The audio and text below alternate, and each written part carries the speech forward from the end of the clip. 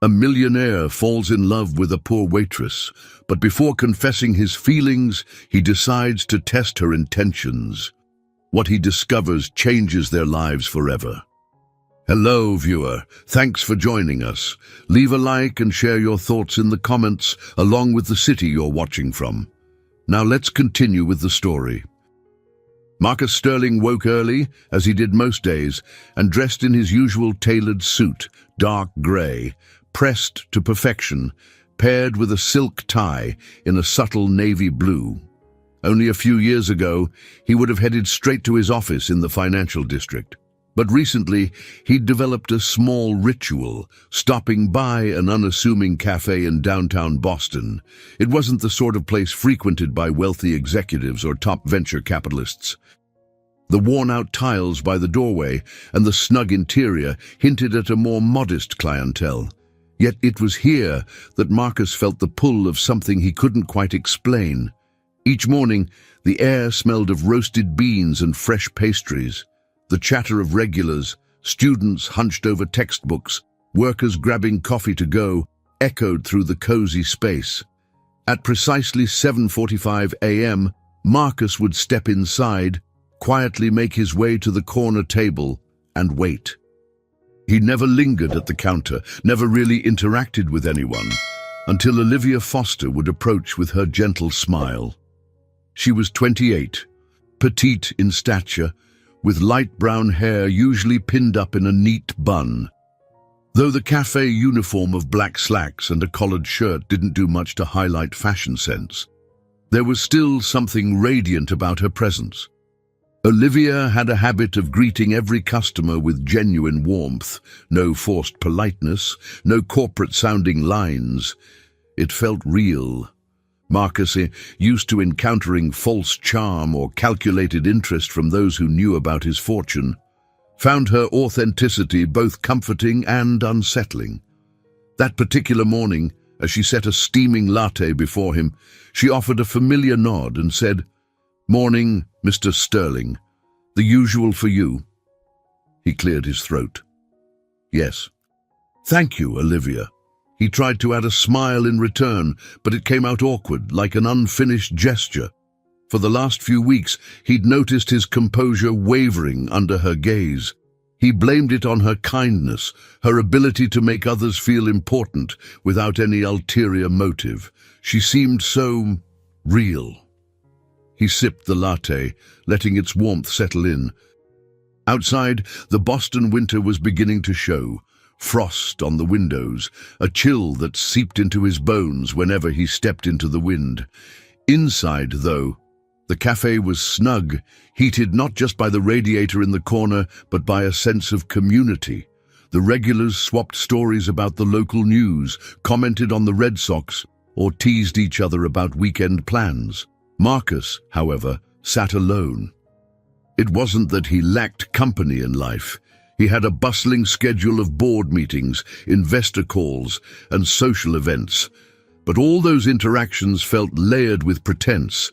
He had never openly admitted it, yet he carried a deep-seated fear that people wanted him only for his money and status. It stemmed from betrayals in his past. An ex-fiancée who'd made demands once she realized the scale of his assets. A friend who'd gambled away a loan Marcus provided in good faith. Those memories haunted him, inching him toward isolation. From his table, he observed Olivia moving seamlessly between customers, refilling mugs and chatting about their families or daily struggles. When an older woman beckoned for help, Olivia hurried over, listening intently before offering advice with a calming assurance. Marcus couldn't recall the last time he'd been around someone so selfless. Just as he was finishing his coffee, the door swung open and a chilly gust swept into the cafe. Lucy Sterling, Marcus's younger sister by 3 years, strode in. She was a sharp-looking attorney in her early 30s, with dark hair clipped into a blunt bob. Spotting her brother in the corner, she approached in measured steps. "Marcus," Lucy greeted, tugging off her gloves. "Thought I might find you here." She eyed Olivia briefly as the waitress passed by, placing a second latte on a nearby table. Marcus exhaled. "You're up early," Lucy shrugged. "Big case. But I wanted to talk to you about dinner tonight. Remember the meeting with Richard Caldwell? He's bringing his wife." He stiffened, swirling the remaining foam in his cup. "I know. I'm going alone." "You can't keep doing this," she whispered, pulling a chair across from him. "Going alone to every dinner, every event. You make it look like you're allergic to people.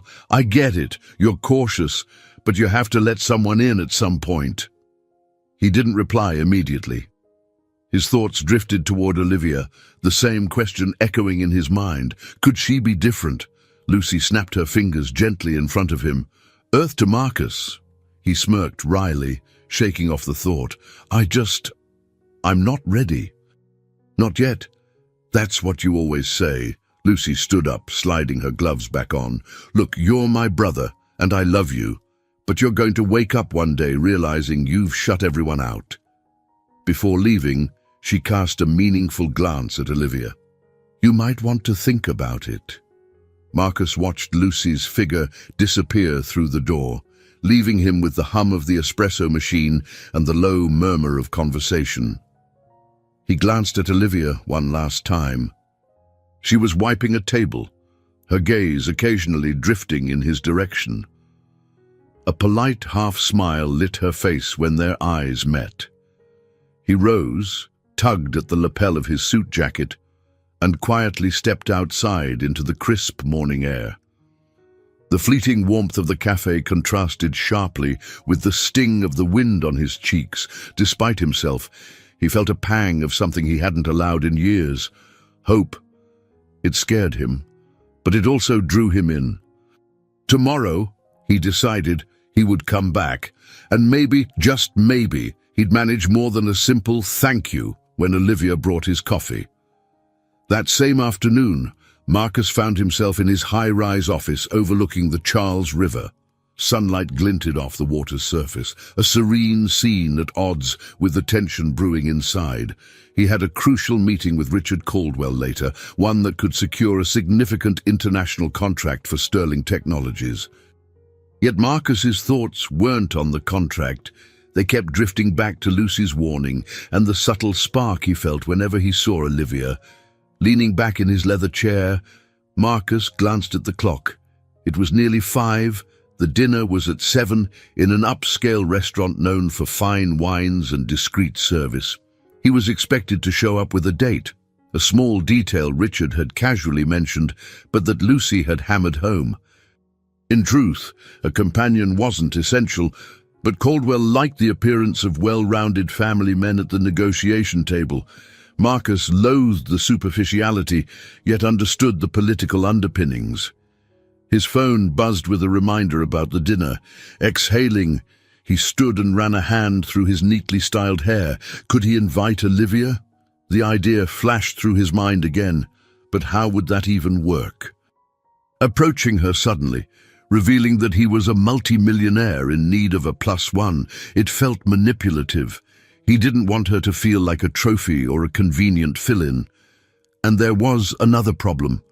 What if she said yes, just because he was Marcus Sterling, tech mogul? The old fear gnawed at him. He was so tired of second-guessing every interaction, yet Lucy's admonition about growing old and alone replayed in the back of his head like a broken record. He left the office in a swirl of conflicting emotions, his driver waiting with the car downstairs. Settling into the back seat, Marcus stared out the window at the bustle of early evening Boston. Streetlights flickered on, and pedestrians hurried across intersections, bracing against the winter cold. The city looked alive with possibility, a stark contrast to the subdued figure he felt he was becoming. At the restaurant, he walked in to find Lucy already seated at a corner table with Richard Caldwell and his wife, Evelyn. Lucy offered him a meaningful glance, a silent question. "Did you come alone?" "Yes, I'm alone," Marcus murmured in her ear as he greeted the table. He shook Richard's hand and bowed slightly toward Evelyn. "I hope you won't mind." Evelyn, A graceful woman with salt and pepper hair smiled politely. Not at all. Though I will say, I was looking forward to meeting the woman who's captured the famous Marcus Sterling's heart. Marcus cleared his throat, feeling a slight flush color his cheeks. Well, I haven't exactly. There's no one at the moment. Richard let out a booming laugh, tapping the table. Hard to believe, given your status, but I respect a man who's selective. Lucy forced a smile to keep the conversation light, though Marcus could sense her frustration. They ordered their meals, elegant dishes served in artful presentations, and quickly turned to business. Richard laid out his expectations, which included a potential expansion of Sterling Technologies into European markets. Marcus responded with his usual calm diplomacy, aware that part of Richard's decision might hinge on intangible elements like rapport and personal trust. Midway through the meal, Evelyn touched Marcus's arm gently. I do hope I'm not overstepping, but you seem preoccupied. Is everything all right? He hesitated. How to explain the swirl of unease about personal matters when, at face value, he had everything. I'm fine, really, he said finally. I appreciate your concern. Just a lot on my mind these days. Lucy shot him a sidelong glance as if to say, try not to seem so distant. Clearing her throat, she steered the conversation back to business, and Marcus offered detailed insights into how they'd integrate Caldwell's interests into their next product launch. 2 hours later, they emerged from the restaurant into the crisp night air. Richard extended a hand again. I'm confident about our collaboration. We'll finalize the contract next week, and Marcus, next time, bring someone. I'm looking forward to meeting the lady who eventually wins your heart. He winked playfully. Marcus managed a tight smile. We'll see. Lucy waited until Richard and Evelyn were safely in their car before turning on her brother. You sat there, tense as a coiled spring. Are you worried about the deal? He shook his head. The deal's fine. It's everything else. I know I teased you before, Lucy said more gently, but you're allowed to find happiness. You've earned it, despite what you might believe. He considered her words. It's not just about finding someone. It's about knowing if they want me. Or the money. Every time I let my guard down, it ends badly. Lucy sighed, crossing her arms against the chill. You'll never know unless you try. Maybe you're thinking about that waitress. Marcus stiffened, then exhaled slowly. Yes, Olivia, but I can't just appear out of nowhere and ask her to a corporate dinner. That would be too strange, and I'm not sure I even deserve the chance. Lucy reached for his hand. Look, dinner's over. The contract looks good. Just talk to her. You've got nothing to lose but your pride. Those words echoed in his mind as he slipped into the back seat of his car. On the drive home, he mulled over Lucy's advice, imagining 1,000 ways a conversation with Olivia might go. Each scenario played out with a mixture of hope and dread. He stared out the window at the city lights, feeling more certain than ever that something had to change, but unsure where to begin. Marcus woke from a restless sleep, haunted by fractured dreams that merged images of old betrayals with Olivia's calm smile. His penthouse apartment, a spacious modern loft with glass walls overlooking downtown Boston, felt somehow oppressive that morning. Even the sunlight filtering through the tall windows gave the place a stark, chilly edge. He dressed more casually, opting for a light sweater and dark jeans instead of his usual suit. As he made coffee in his state-of-the-art kitchen, his gaze fell on a framed photograph on the counter.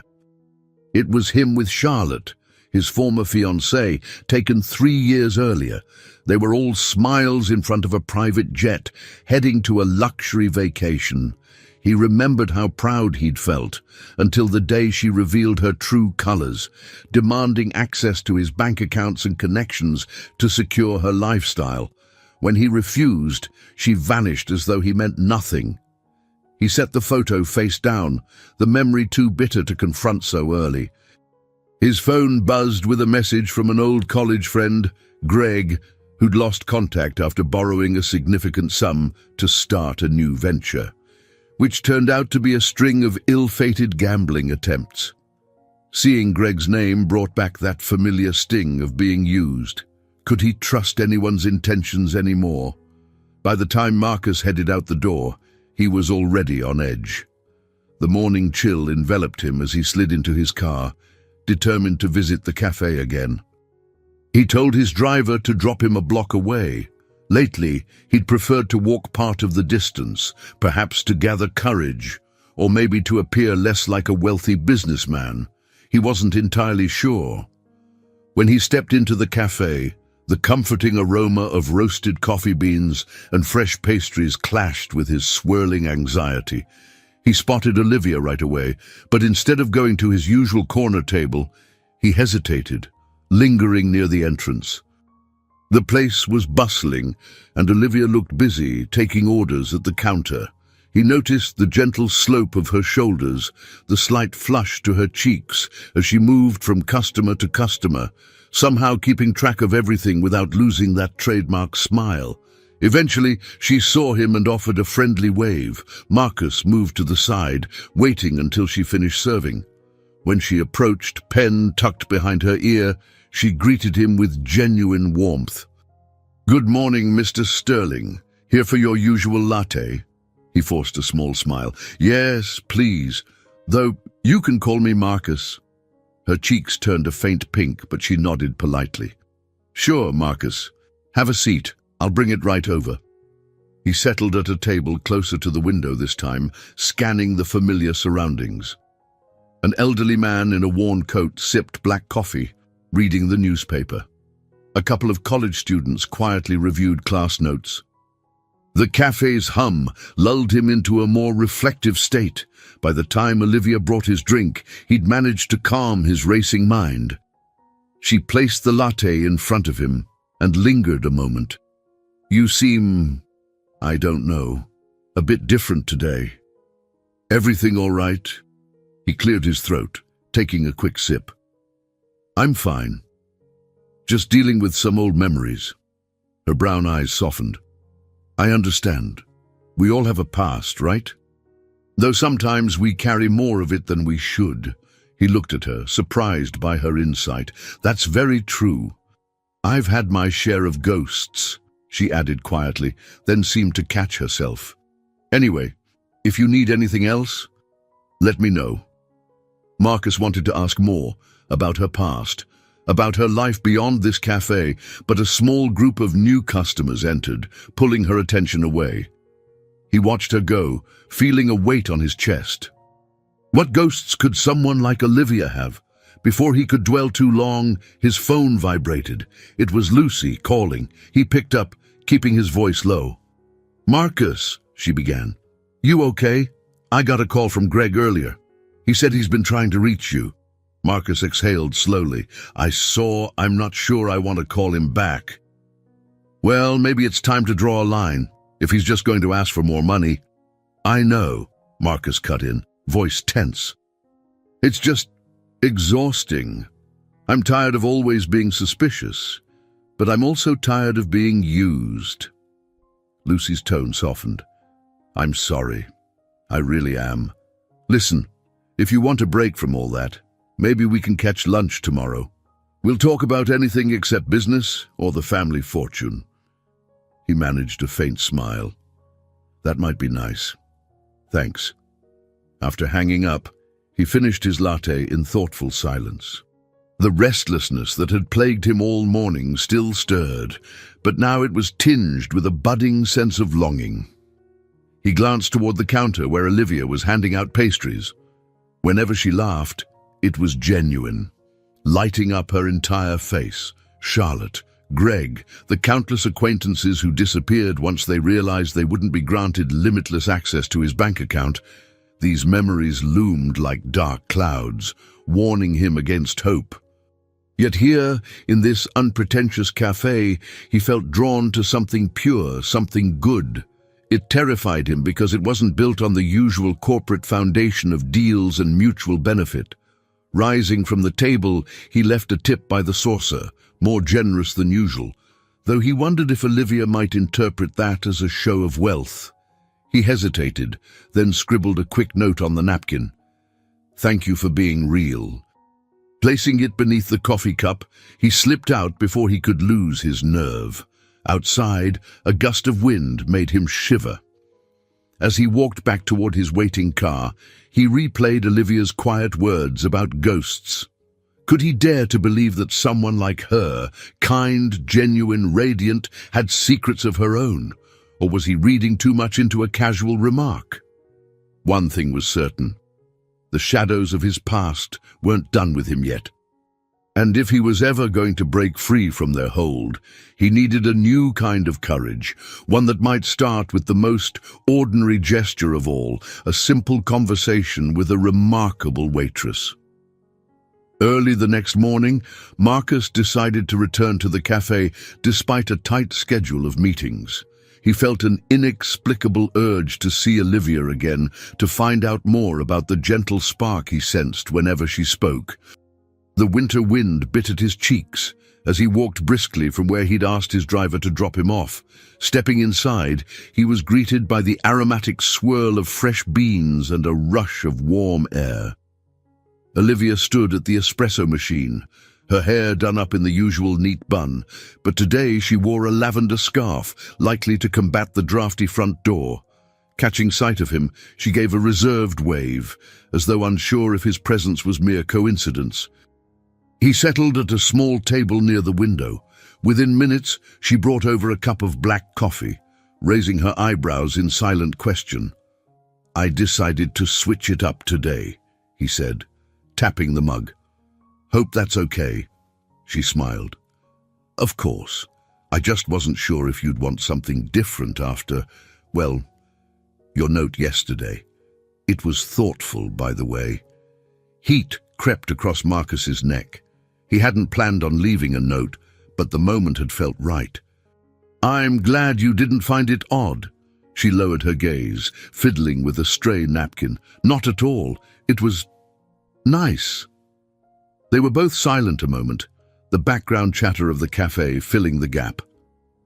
Finally, Marcus gestured to the chair opposite him. "If you have a minute, I'd like to talk." Olivia hesitated, eyeing the queue at the counter. One of her co-workers, an older man named Ben, gave her a nod that seemed to say, "Go ahead, I've got this." Relieved, she slipped into the seat across from Marcus. "How long have you been working here?" he asked, taking a sip of his coffee. It was robust and slightly bitter, far from the sweet comfort of his usual latte, but he found it fitting somehow. "Almost 2 years. It's not what I planned for my life, exactly, but it helps pay the bills." She paused, adding quietly, "and supports my work at night." Marcus tilted his head. "Work at night." A flicker of hesitation crossed her face. I help coordinate a small adult literacy program. We run evening classes in a community center not far from here." She laughed softly at his surprised expression. "I know. It sounds like a lot. But my parents always taught me that if you have something to give, even if it's just your time, then you should." Her words resonated with him more than she could know. "That's incredible, Olivia. Really, I admire that you use your time to help others. Most people would be at home, resting after a full day at work." She shrugged, though a hint of pride shone in her eyes. "I'm not saving the world, but it does feel good to help someone read a book to their grandchild for the first time." Marcus nodded slowly, absorbing her sincerity. In his world, charity often came in the form of big checks to well-known organizations, but rarely did it involve personal, hands-on commitment. He watched her expression, the way her eyes lit up at the thought of helping others, and felt his defenses crack further. Before he could probe more deeply, the front door jangled open and a group of new customers shuffled in, stamping snow from their boots. Olivia stood, smoothing her apron. "I should get back, but thanks for asking about it." He gave her a gentle smile. "Of course. Thank you for sharing." After she left, Marcus sat there for a moment, considering how someone with so little time or resources could devote herself so fully to others. His business world was full of people chasing profit margins, expansions, and buyouts. Here was a person chasing something else entirely, the well-being of neighbors and strangers alike. He was so lost in thought that he barely noticed Lucy enter, shaking snowflakes off her coat. She spotted him immediately and slid into the chair Olivia had just vacated. "You're here again?" Lucy teased, but there was genuine curiosity in her tone. "I guess you took my advice." Marcus swirled his coffee, swirling his thoughts right along with it. "I'm just learning more about the place." Lucy eyed him knowingly. "And the waitress?" He didn't bother denying it. "Her name's Olivia. She runs a literacy program at night. She seems truly selfless." Lucy's gaze softened. "That's good. I've never seen you this intrigued by anyone. How do you feel?" Marcus set his mug down. "Conflicted, honestly. Part of me wants to ask her out, maybe get to know her better, but you know my history, Lucy. Every time I open up, I end up getting hurt. Or used." Lucy placed a hand on her brother's arm. "You won't know if you don't try. And she doesn't exactly strike me as the gold digger type." A small smile curved Marcus's lips. "You're right about that. She's different. Still, I'm afraid." He hesitated, then lowered his voice. "What if she doesn't see me as just a man, but a giant checkbook?" Lucy sighed, pulling her scarf tighter. "Marcus, I can't promise you that won't happen, but from what I can tell, you'd regret it more if you never take the chance." She stood, glancing at her watch. "I have to run to court. Talk later." He nodded, feeling a rush of gratitude for her support. As Lucy left, Marcus realized he should also head out. Meetings awaited him, after all. Yet he lingered another minute, watching Olivia serve a table of regulars. He felt a subtle tug in his chest. There was a connection forming between them, fragile but unmistakable. Stepping outside into the swirling snow, Marcus resolved to take things slowly, to let trust grow organically. He couldn't quite shake the undercurrent of fear, but for the first time in years, he felt a glimmer of optimism. Maybe his life could hold more than boardrooms and cautionary tales. Maybe, if he dared, it could hold something real. Marcus stood under the cafe's striped awning one rainy afternoon, watching heavy droplets dance along the pavement. He'd arrived earlier than usual, hoping to see Olivia before the typical morning rush. Despite the grim weather, the cafe still exuded its familiar warmth, the windows fogged from steaming espresso machines and baked pastries. Pulling open the door, he slipped inside, greeted by a cozy bustle of activity. Olivia was at the counter, speaking softly to an elderly lady in a worn coat. He recognized her as Mrs. Mildred Baker, a longtime customer who often sat for hours nursing a single cup of tea. Olivia seemed concerned about something, and Marcus caught fragments of their exchange, talk of rent, late payments, eviction fears. As Mrs. Baker shuffled away, Olivia sighed, clearly troubled. Marcus approached, umbrella in hand. "Good afternoon," he began, voice tentative. She glanced up. Despite her worry, she offered him a polite smile. "Afternoon, Marcus. Quite the storm outside." He nodded. "I overheard something about rent issues. Is everything all right?" She hesitated. "It's just, Mrs. Baker is my landlord, sort of. I help her pay the bills so she can keep her apartment. She's had a rough time since her husband passed. Now the building owners are raising rent. It's complicated." Is there anything I can do? The words emerged before he could stop them. He realized, abruptly, that he was stepping into personal territory, but the look on Olivia's face told him she wasn't offended. She just seemed surprised. Honestly, it's something we'll figure out. I don't want to burden anyone else. She paused, wringing her hands. But thank you. Marcus nodded slowly, feeling a pang of admiration for her resolve. Here she was, working long hours at the cafe, running an adult literacy program at night, and still caring for an elderly friend's well-being. He felt an urge to help, but he also recognized that diving in with money might only feed his worst fear, that people could see him as nothing but a walking bank account. Anyway, she said, trying to lift the mood, your usual latte, or do you want another black coffee? He mustered a slight grin. Let's go with the latte today. It's a latte kind of day. Olivia jotted down the order, then caught sight of him clutching his umbrella. Grab a seat, she said, nodding toward a quiet corner. I'll bring it over. Marcus settled into the corner, heart pounding with an odd mixture of guilt and excitement.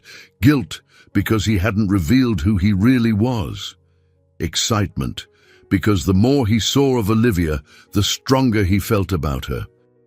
Lucy's words reverberated in his mind. Maybe you'd regret it more if you never take the chance.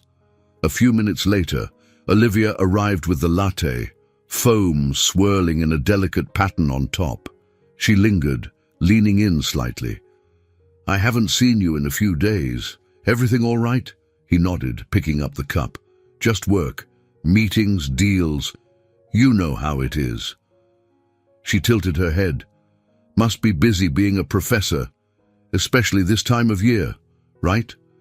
Finals approaching. Marcus's grip on the cup tightened. He'd let slip a half-truth, that he had a background in finance and sometimes lectured at business seminars, but he'd never corrected Olivia when she assumed he was a full-time professor. He swallowed, feeling the weight of the falsehood. Yes, it can be, he managed. By the way, how's the literacy program going? Still attending to a full house? Her face lit up slightly. We are. Some weeks are tougher than others, especially in this weather, but we keep going. It makes a difference in people's lives, and that's all that matters. He nodded, impressed by her quiet determination. A surge of longing rose within him.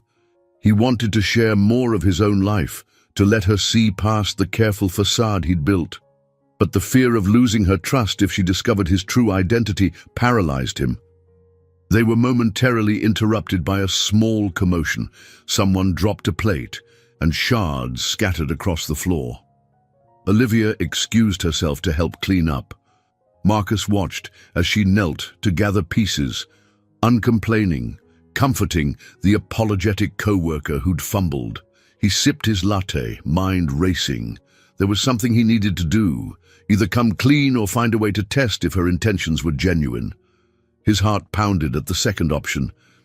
He'd seen movies where wealthy heirs pretended to be poor to find true love, but this was reality. It felt manipulative, yet the thought of trusting blindly filled him with dread.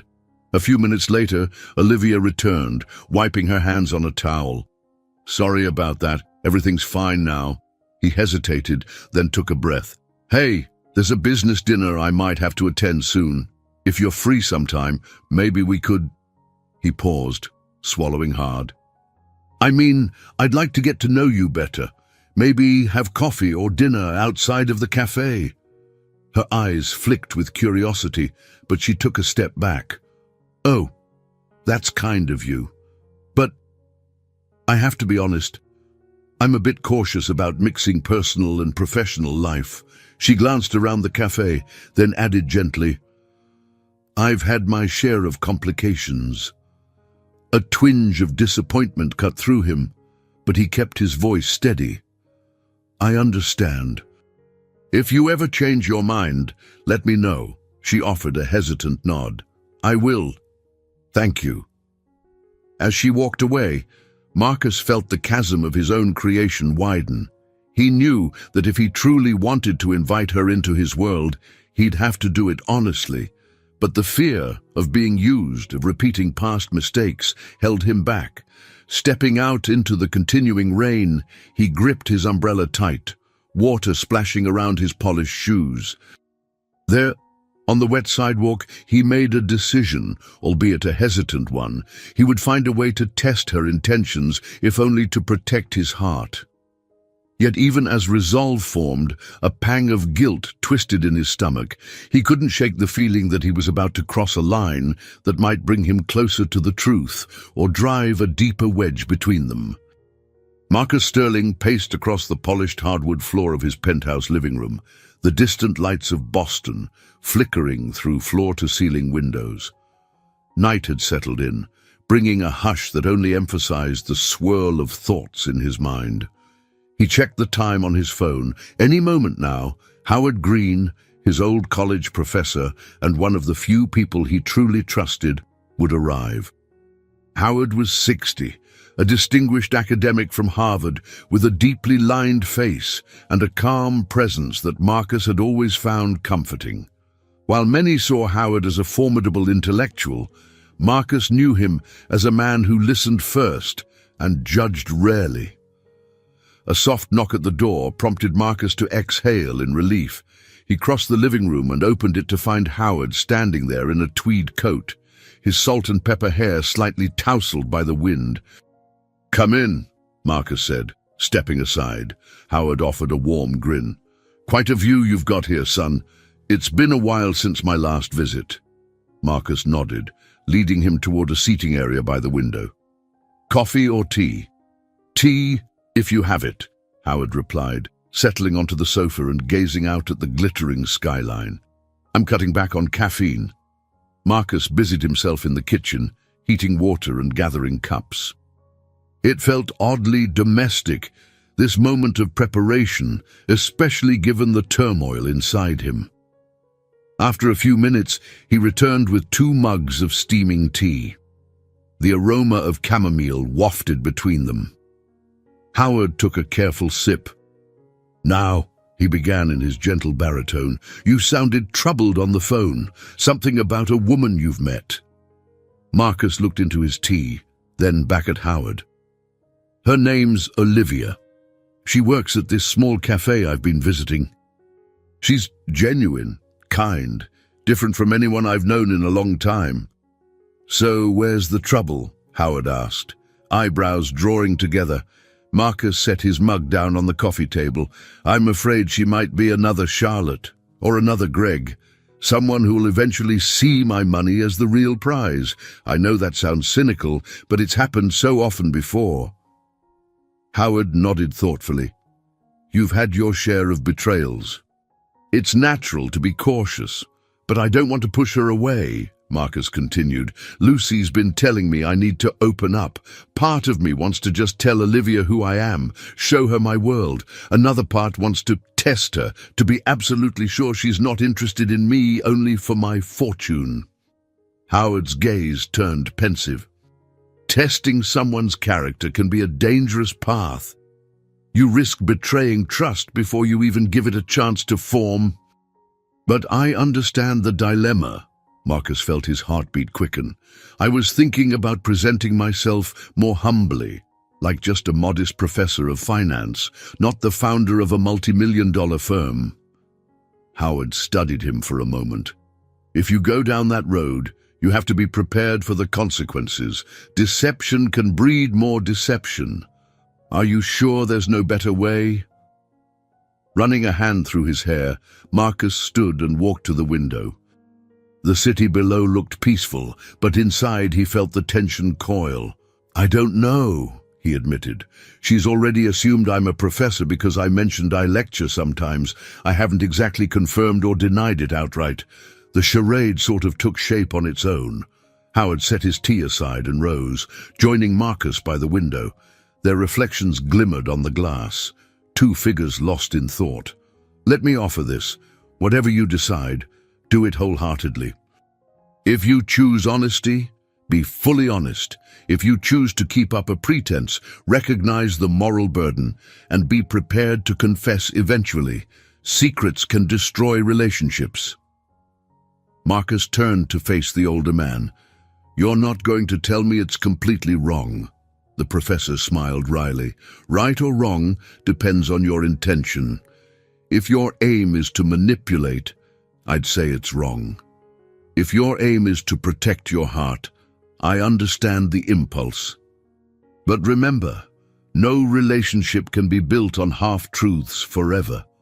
Silence hung between them for several beats, broken only by the distant hum of traffic. Marcus thought of Olivia's earnest eyes, the way her entire face lit up when she talked about helping others. Would she forgive him if she found out he'd lied? Finally, Howard placed a reassuring hand on his shoulder. You've spent years locked behind your own walls, Marcus. At some point, you must step out. Risk is part of life, especially the good parts.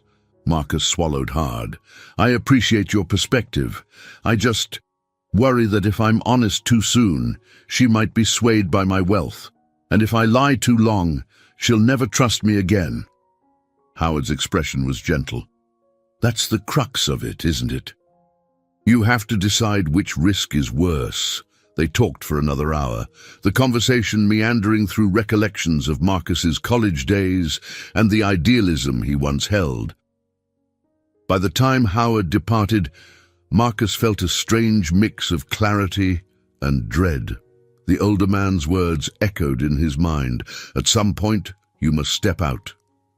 Standing alone by the window, Marcus watched the city lights glimmer like distant beacons. His plan wasn't fully formed, but he knew he couldn't keep drifting aimlessly between fear and longing. Whether it was right or wrong, he would continue letting Olivia believe he was just a modest finance instructor.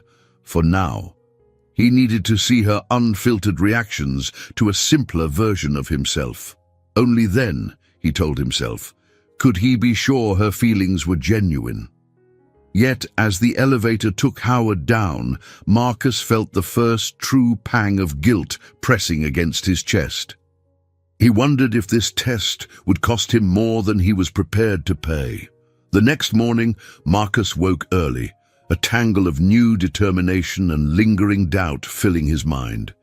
He dressed casually, khaki pants, a sweater, and a light jacket, hoping to blend in better at the cafe.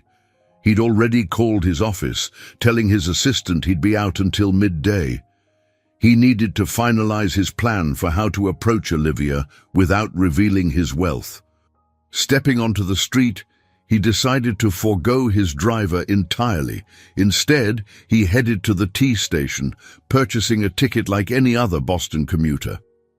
The train's metallic screech and the faint smell of damp newspapers were unfamiliar elements in his routine. Typically, he traveled in the comfort of a private car, sealed off from the city's hum. Today, he embraced it, feeling oddly exhilarated as he stood among strangers, occasionally gripping a handrail when the train lurched. When he emerged downtown, the cafe was still a few blocks away. He walked the distance, noticing storefronts he'd never paid attention to, small boutiques, a used bookstore, a florist with a rainbow of blooms.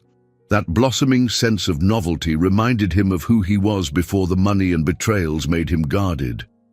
Inside the cafe, a lively morning crowd bustled about. Students with laptops huddled in corners. A few construction workers laughed together at a table near the front. Olivia was behind the counter, her hair pulled into a loose ponytail, brightening an already vibrant space. She spotted him, surprise flickering across her features. "Marcus, you're here earlier than usual." He offered a mild shrug, trying to appear casual. "Had some free time this morning. I thought I'd get breakfast." He approached the counter, scanning the menu as if he'd never noticed it before. In truth, he was used to ordering the same drink every time. "How about a plain black coffee and, a blueberry muffin?" Olivia gave him an amused smile. "Daring today, are we?" He laughed softly, then caught himself wishing the moment could last. Yet the weight of his deception lingered. He ordered, paid in cash, and stood off to the side while Olivia expertly worked the espresso machine. When she handed him the coffee and a paper bag with the muffin, she leaned over the counter, lowering her voice. "Will you be sitting down? I might have a chance to chat in a bit if it's not too busy." Marcus nodded, heart skipping slightly. "Sure, I'd like that." He picked a small table by a window that overlooked the sidewalk.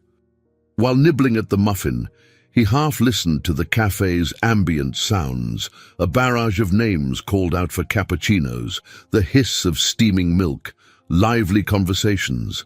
Every so often, he glanced at Olivia, marveling at how effortlessly she managed the hustle. Eventually, she found a spare moment to break away.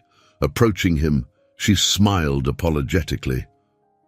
"Sorry, it's a bit hectic. We had a couple of people call in sick." "No worries," he assured, gesturing at the chair opposite him. She slid into it, momentarily resting her elbows on the table. They exchanged small talk about the weather, and he asked about the night classes she led. She mentioned she'd been drafting a new curriculum for higher-level literacy, hoping to prepare her students for GED exams. Marcus found himself enthralled by her dedication, the way her eyes lit up when describing the success stories of her students. "I'm curious," Olivia said, tilting her head. "Do you ever think about doing something besides teaching finance? You mentioned you do some lectures, but what's your real passion?" He stiffened slightly, but forced a relaxed smile.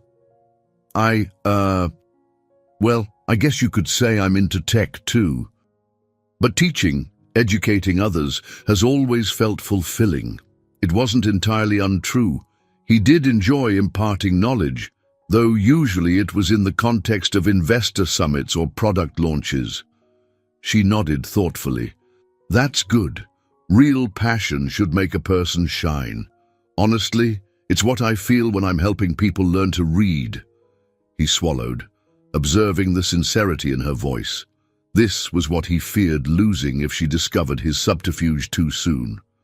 Despite that spike of guilt, he continued the conversation, carefully painting himself as a middle-class lecturer who scraped by comfortably but didn't boast vast wealth. He described a modest one-bedroom apartment near the university, an entirely fictitious scenario that made him cringe internally. The cafe's bell chimed as a new wave of customers arrived, and Olivia rose from the table, smoothing her apron. "Back to work for me," she said softly. "I'll see you round." Marcus nodded, his throat tight. "Yeah, definitely."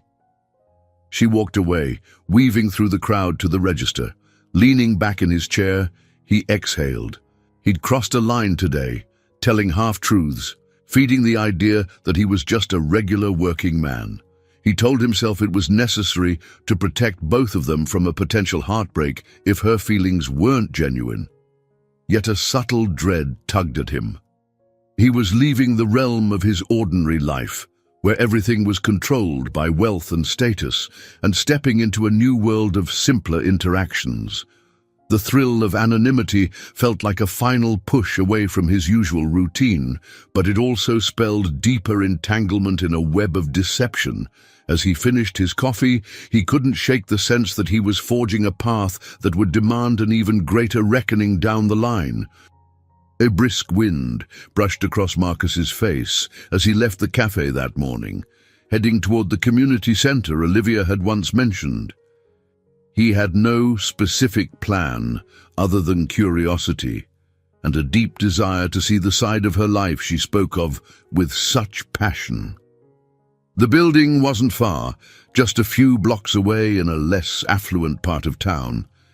His footsteps echoed on the uneven sidewalks, where cracks sprouted weeds and the streetlights looked older, dimmer. He passed by a small grocery store displaying neon signs for daily deals, a laundromat with chipped paint, and finally arrived at a large, weathered brick structure with a modest sign reading Riverside Community Center.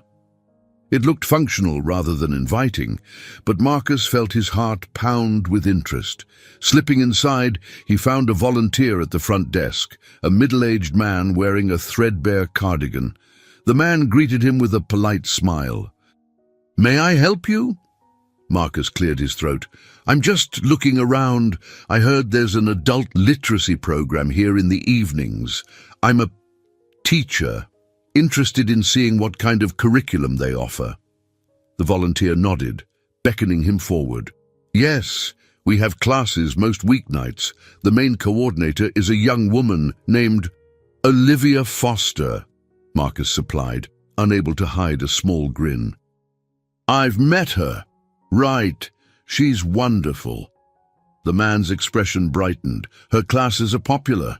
Most folks who come here need basic reading skills, but she's also started helping some prepare for more advanced tests. Are you thinking of volunteering?" Marcus froze. He hadn't anticipated that question. "Possibly," he said slowly. "I'd like to know more about what she does first." The volunteer waved him along. "Feel free to look around."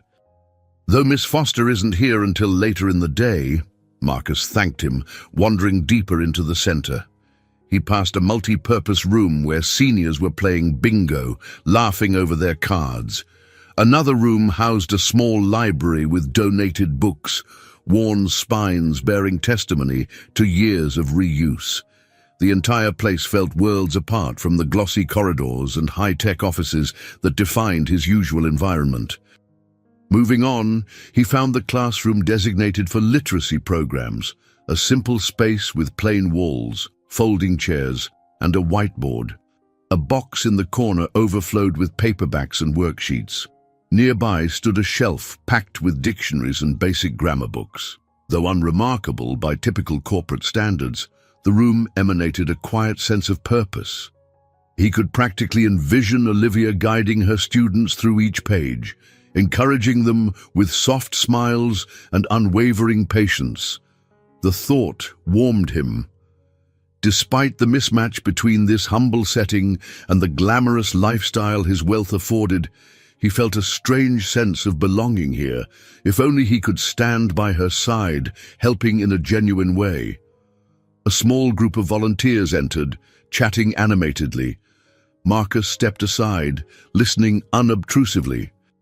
They were discussing plans to expand the classes, mentioning Olivia's name more than once. "She's got so many ideas," said a woman with curly hair tied back in a scarf. "I just wish we had the funds to update our materials." Another volunteer, a bearded man in his early 40s, sighed. "And to fix that leak in the ceiling. Last winter was brutal. Olivia's still trying to figure out a fundraiser." Marcus felt a pang. He had the resources to solve these issues without blinking. But that would mean revealing the truth about himself. He couldn't just swoop in as an anonymous donor. That would raise too many questions. And if Olivia suspected him of playing a benevolent millionaire, she might question his motives more than ever. As he left, a new sense of resolve took hold. He would find a way to help, eventually. But only after he was certain Olivia wanted him for who he truly was, not for what he could provide. That evening, after a day of back-to-back meetings and phone calls at Sterling Technologies, Marcus found himself reluctant to retreat to his quiet penthouse. Instead, he opted for a light meal at a local diner, sipping black coffee in a corner booth. He resisted the urge to check his stock portfolio or business emails, focusing instead on the swirl of ordinary life around him. His mind drifted to a memory of his father, Horace Sterling, sitting in a grand study, lecturing a young Marcus on the importance of trust, but only in the right people. Horace had built his empire with sharp instincts and relentless ambition. Along the way, though, he'd left behind a trail of hard feelings and broken partnerships. Perhaps that was why Marcus struggled now. He had inherited both the fortune and the wariness, a double-edged sword. Finishing his meal, he strolled the streets, eventually pausing before a quiet park bench under a street lamp. The night air was crisp and fragrant, with the scent of damp leaves. A realization struck him. He was stepping into a world far removed from opulent banquets and exclusive clubs. Here, he was Marcus, the teacher, blending into the rhythms of everyday people, and surprisingly, he felt lighter. Yet, beneath that lightness, guilt coiled like a snake. This new life, after all, was built on an elaborate omission. If he grew closer to Olivia under false pretenses, what happened when the truth came out? How would she see him? He feared the day she might look at him with betrayal in her eyes. Still, he couldn't turn back. Not now. Stepping away from the bench, Marcus cast a final glance at the tranquil park. The city lights glimmered in the distance, a reminder of the wealthy world waiting for him.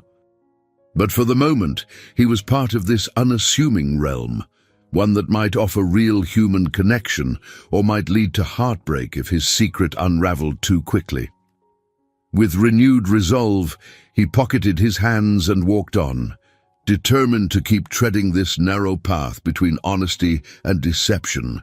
He only hoped he had the strength to face the consequences once he fully entered Olivia's sphere, not just physically, but emotionally. After all, crossing into someone's world was never a simple affair, especially when you came bearing more secrets than confessions. The next several days passed in a kind of balancing act for Marcus. On one hand, he maintained his usual responsibilities at Sterling Technologies, reviewing quarterly earnings, meeting with heads of various departments, and finalizing expansions into new markets. On the other, he cultivated his new persona whenever he visited Olivia at the cafe or strolled by the community center. He even started taking the train more often, finding a certain freedom in being just another passenger. No one glanced at him with recognition or speculation. He had to admit this anonymity thrilled him. For the first time in years, he wasn't being sized up as the wealthy CEO, but rather greeted as an ordinary man with a battered briefcase and a thoughtful gaze. Olivia, for her part, seemed to grow more at ease around him. Their conversations lengthened in small increments, 5 minutes here, 10 minutes there. She shared little anecdotes about her literacy students, how Mr. Garvey could now read a simple novel to his granddaughter, or how Ms. Nguyen was tackling the basics of writing her own short stories. Each success story lit a spark in her eyes that caught Marcus off guard with its purity. One afternoon, he mustered the courage to ask, "Could I visit one of your classes sometime, just to see how you run things?" She paused, studying his expression. "You really want to?" "Absolutely," he replied with a nod. "I'm interested in how adult education works in a community setting. Maybe I could volunteer, help with some finance lessons or budgeting tips."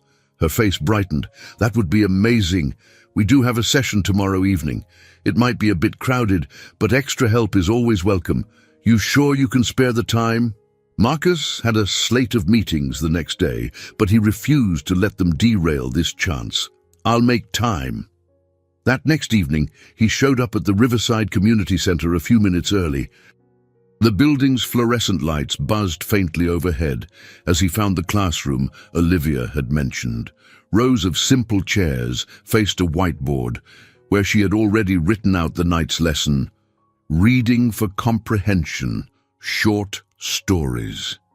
A small group of adults, ranging in age from early 30s to late 60s, trickled in. They greeted Olivia warmly, some calling her by first name, others addressing her as Miss Foster. She introduced Marcus as a friend who's also a teacher. He detected a slight blush in her cheeks when she used the word friend, and his own heart skipped a beat. He wondered if she felt the same cautious yet growing bond. The class began with a brief reading session, Olivia distributing photocopied pages of a short story. Marcus walked among the desks, offering gentle assistance to those who stumbled on words. He was struck by how determined the students were, how each syllable required focus and courage. Their smiles at small victories Correctly pronouncing a tricky word or grasping the meaning of a sentence reminded him of the intangible rewards of teaching, something no corporate deal could replicate. At one point, a student named Carla, a middle-aged woman with a neat braid down her back, asked Marcus, "So, you're a finance teacher. Could you explain how credit cards work someday? I always get confused about interest." Marcus shot Olivia a questioning glance, and she grinned in encouragement. "Of course," he told Carla. "I'd love to. Next time, maybe we'll do a mini-session on basic budgeting and credit." A chorus of nods and murmurs of agreement rippled through the small crowd. Marcus felt a surge of fulfillment he rarely encountered in his boardroom dealings. This was real, tangible progress, helping people navigate everyday challenges rather than driving profits or appeasing shareholders. When the session ended, the students expressed their thanks, some clapping Marcus on the shoulder.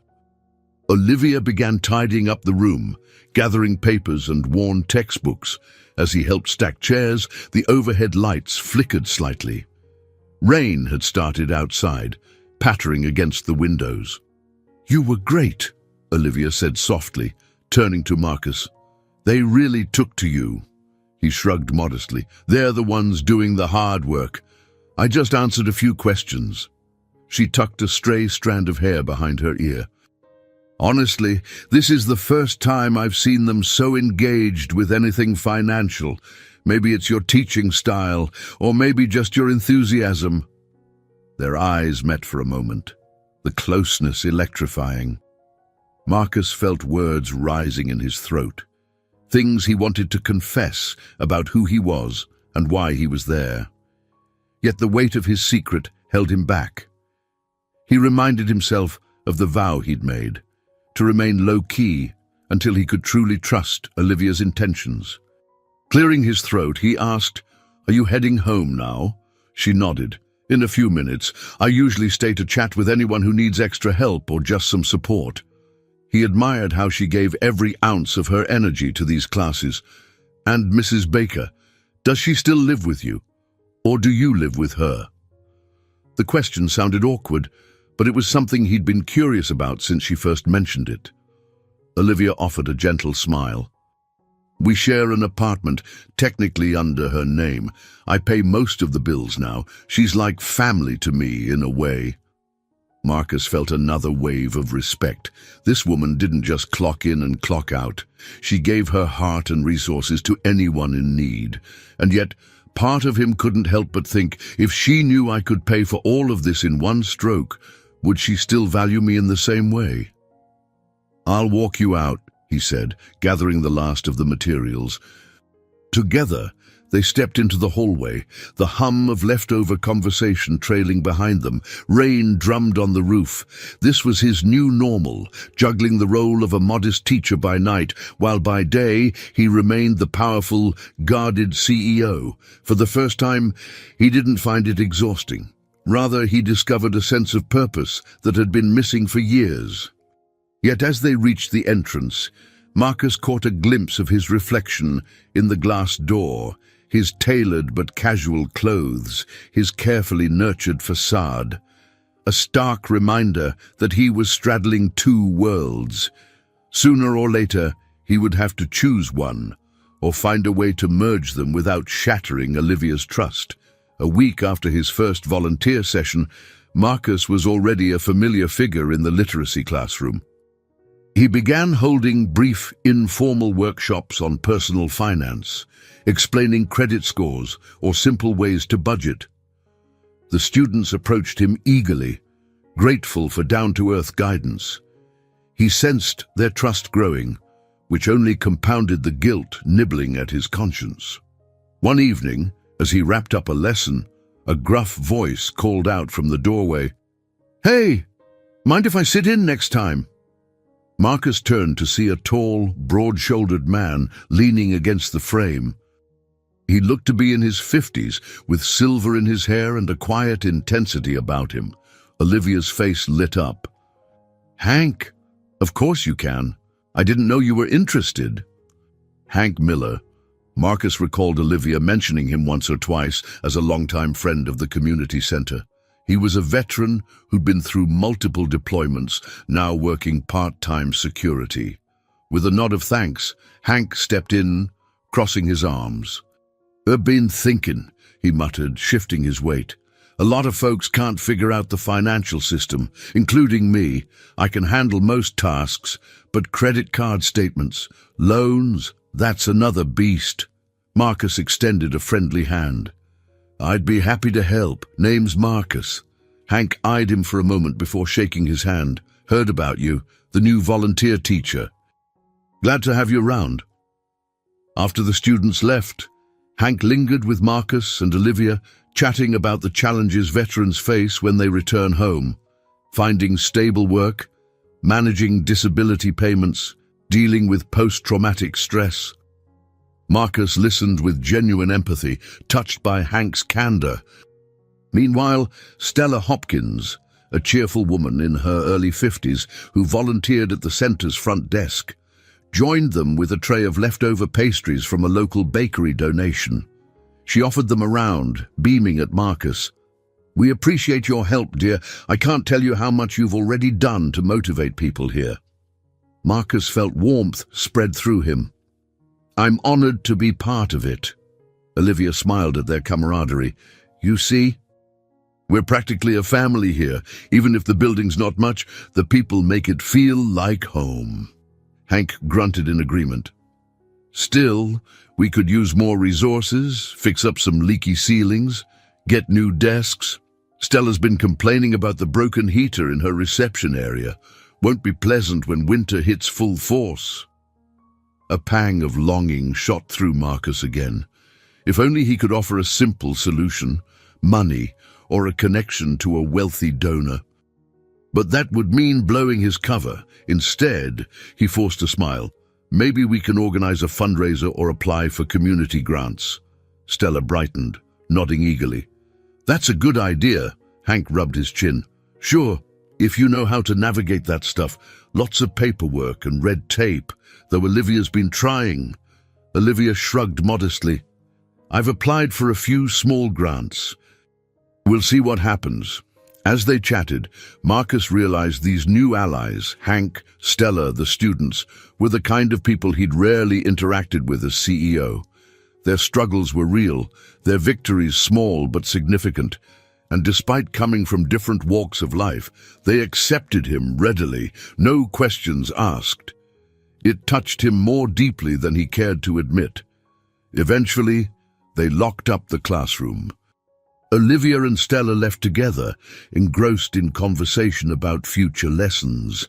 Hank lingered with Marcus in the hallway, casting him a sidelong glance. "Let me ask you something," Hank began. "You come across as well-educated, well-spoken. How'd you end up volunteering here? Not that we're not grateful, it's just unusual." Marcus steadied himself. "I believe in helping people find empowerment through education.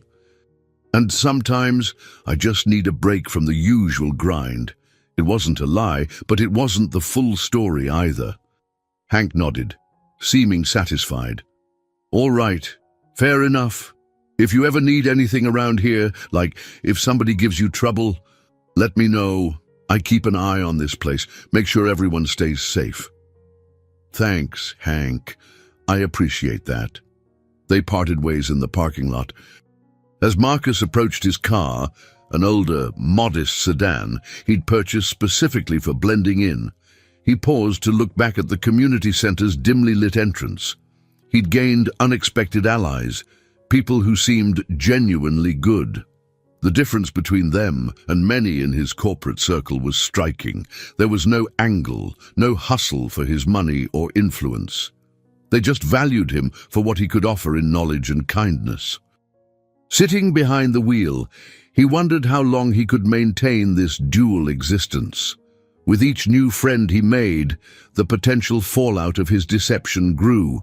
When the truth eventually emerged about his real identity, his fortune, his reasons for coming here, would they still see him the same way? He started the engine, the dashboard lights reflecting off his tense features. One thing was sure, this sense of belonging he felt was as fragile as glass. And for the first time in years, he cared desperately about not shattering it. Late one afternoon, Marcus arrived at the cafe to find an unusual tension in the air. A group of customers stood near the entrance, their faces drawn, and Olivia was speaking to a man in a rumpled jacket. The man's tone rose, sharp and angry. "I've been waiting 15 minutes, the customer snapped. "This place has gone downhill. Where's my latte?" "Where's the service around here?" Olivia, visibly stressed, tried to calm him. "I'm so sorry, sir. We're short-staffed today. I'll get your order right away." Marcus felt a surge of protectiveness. Normally, Olivia would handle any difficult customer with patience and kindness, but this man seemed more than just impatient. There was an edge of aggression in his voice. Stepping forward, Marcus gently placed a hand on Olivia's shoulder. "Is there something I can do to help?" he asked, trying to keep his voice neutral. The man rounded on him, sneering. "Who are you supposed to be, her boyfriend? Stay out of this, buddy." Marcus clenched his jaw. The last thing he wanted was to escalate the situation, but he couldn't stand by while Olivia was being verbally attacked. "I'm just a concerned friend. Perhaps we can sort this out calmly." The man scoffed, crossing his arms. "Don't talk to me about calm. I've been ignored for ages. This is ridiculous." Olivia stepped in.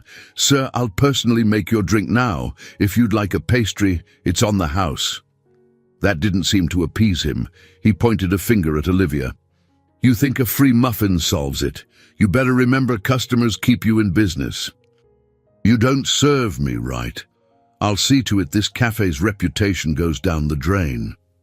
Something about his words and demeanor felt off, like he was itching for a bigger fight. Marcus gently guided Olivia back a step.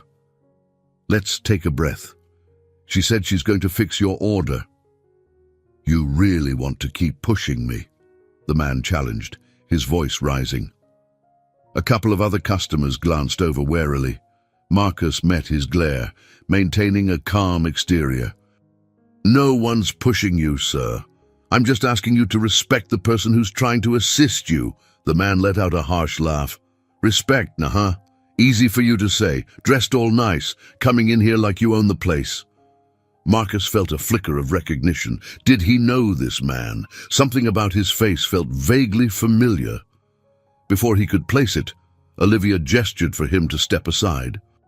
"Marcus, maybe just let me handle this, okay?" she pleaded softly, not wanting to escalate the scene. He took a breath, forcing his anger down. "All right," he said, stepping back. Olivia apologized again and hurried behind the counter to make the latte. The man threw Marcus one more glare before following her, arms still crossed in irritation. Marcus watched as she worked swiftly, handing over the latte with an apologetic bow of her head. The man snatched it, muttered something under his breath, and tossed a crumpled bill onto the counter without waiting for change. With one final look of contempt, he stormed out. Exhaling shakily, Olivia placed her hands on the countertop. Her co-workers exchanged worried glances, but the cafe gradually returned to its usual flow. Marcus approached quietly. "Are you okay?" She nodded, though her eyes were bright with unshed tears. "I'm fine. Just rattled. I hate when people get so upset, especially if we're genuinely trying." He gently touched her arm. "You handled it well." She offered a tight smile. "Thanks for trying to step in. I didn't want a scene. It's just, sometimes I see customers like that, and it reminds me how powerless we can feel in these situations. Most are decent people, but a few can be so unreasonable." Marcus finished for her. She sighed. "Exactly. Anyway, I'm sorry you had to see that." He shook his head. "Don't apologize. I'm the one sorry you had to deal with him." The rest of the afternoon was subdued, with Olivia returning to her tasks a bit shaken. Marcus lingered, quietly helping wipe down tables when the crowd thinned. At one point, he went to toss some trash in the bin and nearly bumped into Lucy, who had just entered. Lucy glanced around, sensing the tense atmosphere. "What happened here?" Marcus explained in hushed tones. Lucy frowned. "What a jerk," she said flatly. "You okay?" "I'm fine," Marcus replied, "but I can't shake the feeling I've seen that guy before. Maybe in a business context. Either way, it's done now." They both wandered near the counter, where Olivia was refilling napkin dispensers. Lucy introduced herself with a warm smile, and Olivia greeted her politely. After a few moments of small talk, Lucy excused herself, claiming she had to speak with Marcus privately.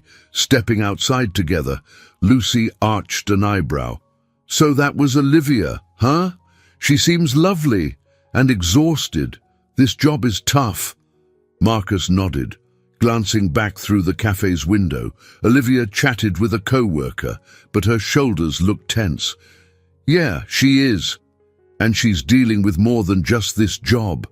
Lucy studied him for a moment. "You really like her, don't you?" He shifted, staring down at the sidewalk. "Yes, more than I expected." "Then maybe it's time to be honest with her," Lucy urged gently. "These situations, like that rude customer, are bound to keep popping up. She might appreciate knowing the real you standing by her side." Marcus's gut twisted. He recalled Howard's warning about secrets, but the fear of repeating old scars still loomed. I don't know if I'm ready." Lucy laid a comforting hand on his shoulder. "Just be careful. The longer you wait, the harder it'll be if she feels betrayed." He nodded, feeling the first real stirrings of panic. Inside the cafe, Olivia turned and smiled faintly through the window. He lifted his hand in a gentle wave, stomach churning with guilt. His ruse was testing his moral boundaries, forcing him to confront not only external conflicts, but also the conflict within himself. How far would he go to protect his heart? Watching Olivia in that moment, he wondered if the confrontation he most dreaded was not with a rude customer or a suspicious acquaintance, but with the truth he kept buried. And whether this fragile, blossoming connection could survive once the truth finally came to light. Marcus Sterling stood in the quiet hallway of the Riverside Community Center, balancing a cardboard box filled with fresh teaching materials under one arm. He decided to bring in extra supplies, basic workbooks, old laptops he had refurbished, hoping to bolster Olivia's literacy classes. A few days earlier, he'd been scanning through clearance sales and second-hand offerings, carefully avoiding any lavish expenditures that might raise suspicion about his wealth. This approach felt strangely rewarding. He was contributing without revealing his entire truth. As he walked into the designated classroom, Olivia and Stella were preparing for the evening session. Stella greeted him with her usual sunny smile. "Marcus, so good to see you. What have you got there?" He set down the box on a table. "Some budget-friendly tablets and workbooks. I thought it could help students practice reading apps or writing exercises." Olivia's eyes lit up, reflecting genuine gratitude. "That's incredible. You didn't have to go to so much trouble." She rummaged through the box, pulling out a workbook with a colorful cover. "These look perfect. Thank you, Marcus." He shrugged off her thanks. "Really? It's nothing. I just found a good deal online." Class began soon after. Marcus assisted a group of students who were trying out the basic word processors on the refurbished tablets. As they typed out short sentences introducing themselves, describing their week, he moved between desks, offering gentle corrections. Meanwhile, Olivia led another group through reading comprehension, highlighting key words on the whiteboard with her usual calm enthusiasm. There was a palpable buzz of achievement in the air. Ekala, the woman who'd once asked Marcus for help understanding credit cards, proudly showed him her typed paragraph with minimal spelling errors. Mr. Garvey, newly confident in his reading skills, whispered that he was finally able to navigate the bus schedule on his own. These small victories were the kind that never made headlines or soared stock prices. Yet in witnessing them, Marcus felt a sense of fulfillment he rarely experienced in his corporate realm. He thought about the many product launches he'd orchestrated, moments that brought him accolades and financial success, but they paled in comparison to this kind of personal, transformative accomplishment. At one point, he caught Olivia watching him. She had paused her own lesson, observing him with a gentle smile that carried both admiration and curiosity. He offered a faint nod, feeling a swell of tenderness. Maybe she sensed how meaningful this was to him. When class ended, the students packed up, expressing their gratitude to both teachers. Olivia and Marcus stayed behind to tidy the room. She neatly stacked the new workbooks, while he gathered the tablets to be recharged for the next session. "So," she said, wiping down a table, "you keep surprising me, first volunteering, now bringing all these supplies." Pausing, she glanced at him. "It's like you have a secret stash of resources, or maybe a heart bigger than you let on." Marcus's chest tightened momentarily. "I just want to be useful," he replied, trying to keep his tone light. "Teaching finance felt like a good fit, and, well, I stumbled across deals for these tablets. Figured it was worth it." She smiled gently, though her gaze lingered, as if searching for something behind his words. "We're lucky to have you." Before he could respond, Hank Miller popped his head in the doorway. "Thought I'd find you two here. Just wanted to say thanks again, Marcus. My nephew's using one of those tablets tonight, practicing some reading apps Olivia recommended." "That's great," Marcus said, pleased. "I hope it helps." Hank nodded, then glanced at his watch. "Need me to walk either of you out? Parking lot can be dark." Olivia shook her head. "I'm fine. I still have paperwork to finish up, but thanks, Hank." After the veteran left, Marcus tucked the last tablet into its box. "Do you need a ride home?" he offered. "It's late." There was a flicker of hesitation in her eyes.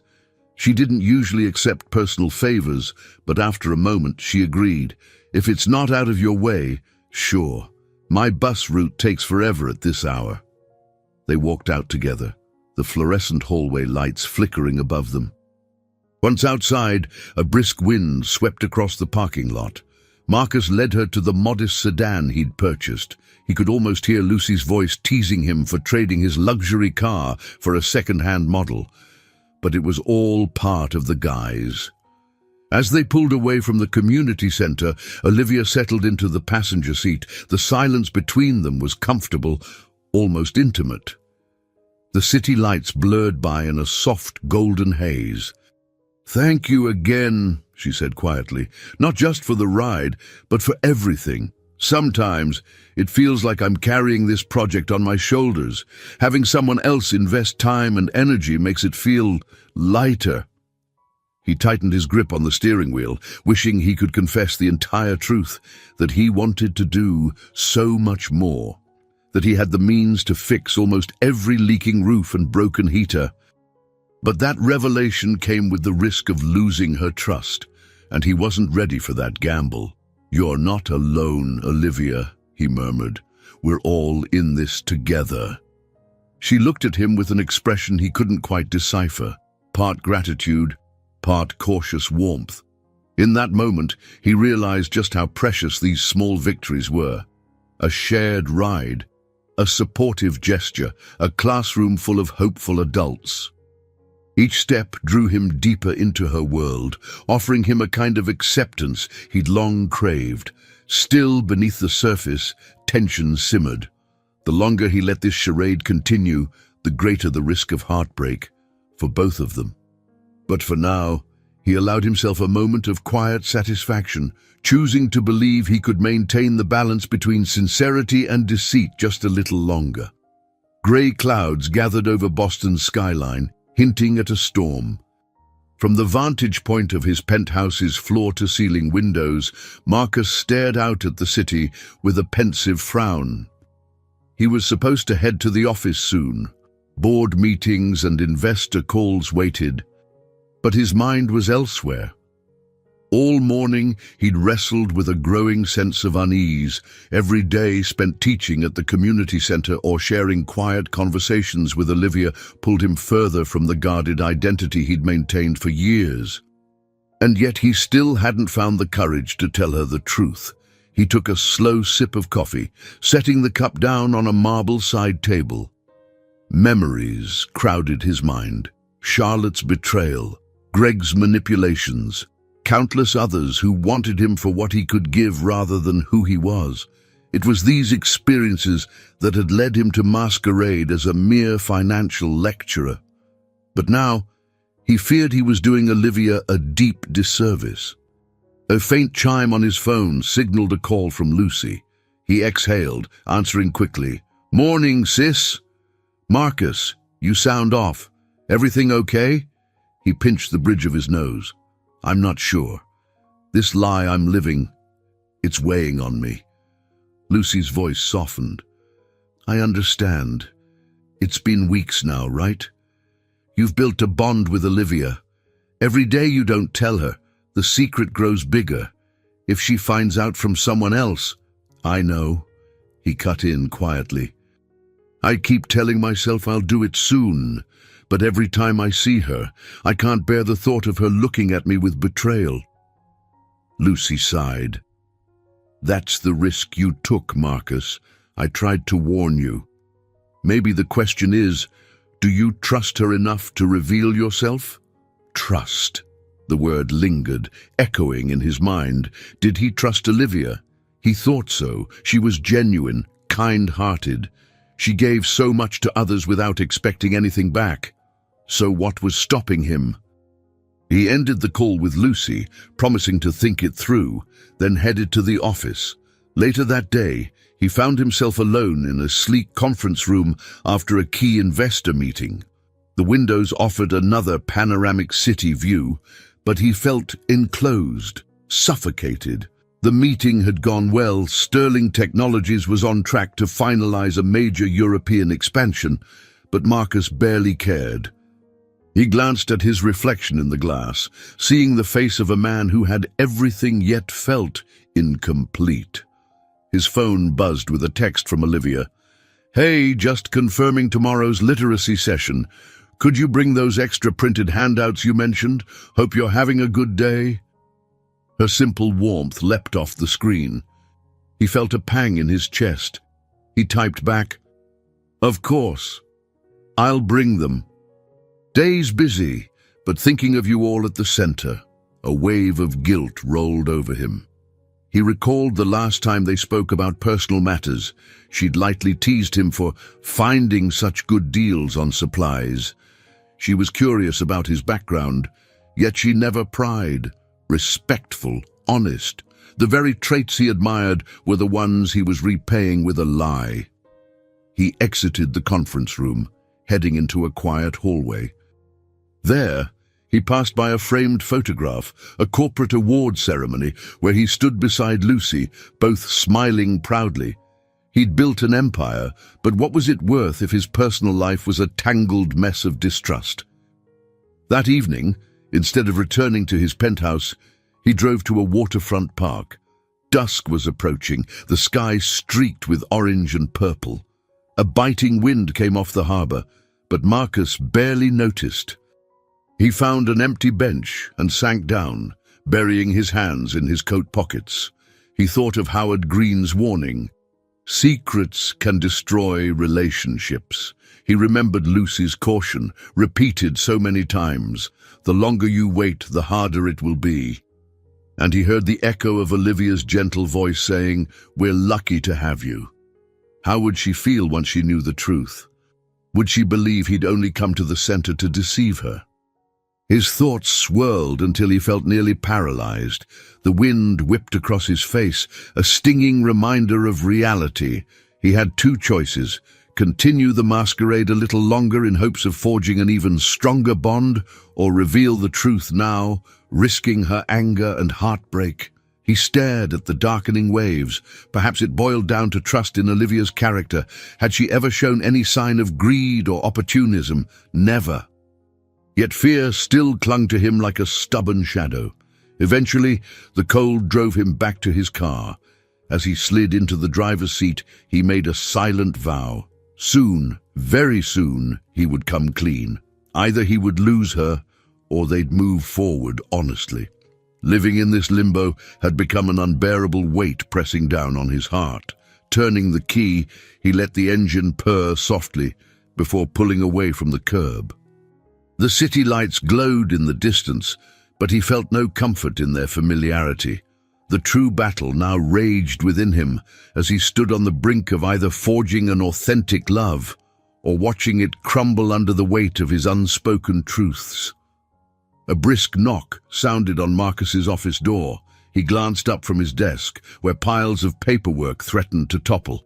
"Come in," he called, mentally preparing for yet another investor question or departmental query. Lucy stepped inside, shutting the door behind her. Her expression was a mix of urgency and concern. "Marcus, we need to talk." He set down his pen. "Sounds serious." She approached his desk, dropping a folder in front of him. "I got a tip from a legal acquaintance. There's a pending action to raise rents on the Riverside Community Center property. Possibly even an eviction if they can't pay the new fees." Marcus's eyes widened. Eviction? That would shut down the literacy program. Olivia's entire operation would be homeless. Lucy nodded, a grin set to her features. Apparently, the property owners think they can make more money by repurposing the building for commercial use. They're claiming the center hasn't kept up with certain compliance measures, plumbing issues, structural repairs needed. If the center can't pay for the renovations and the increased lease, they could be forced out. His mind raced. The center is basically run on donations.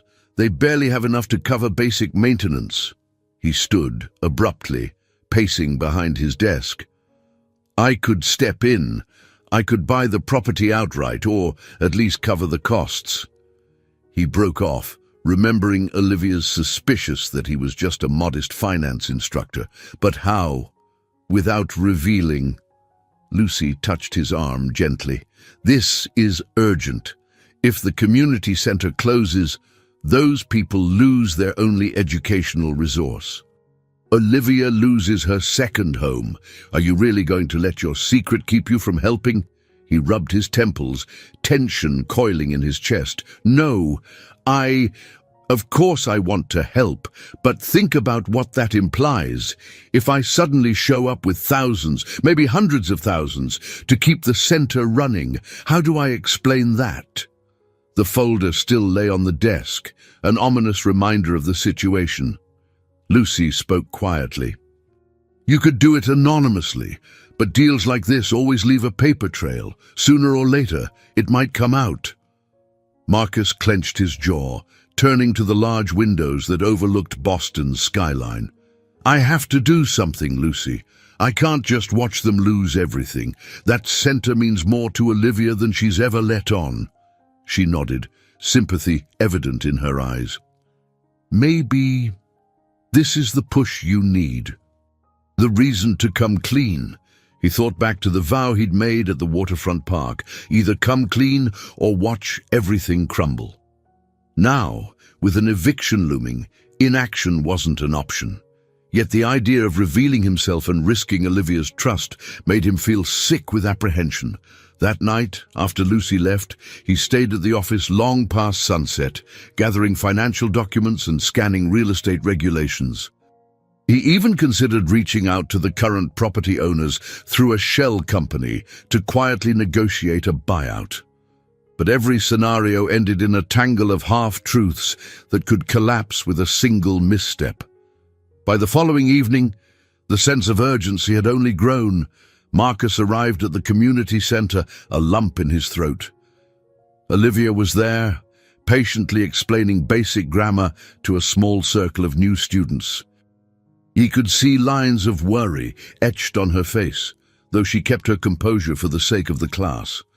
When the session ended, She pulled Marcus aside.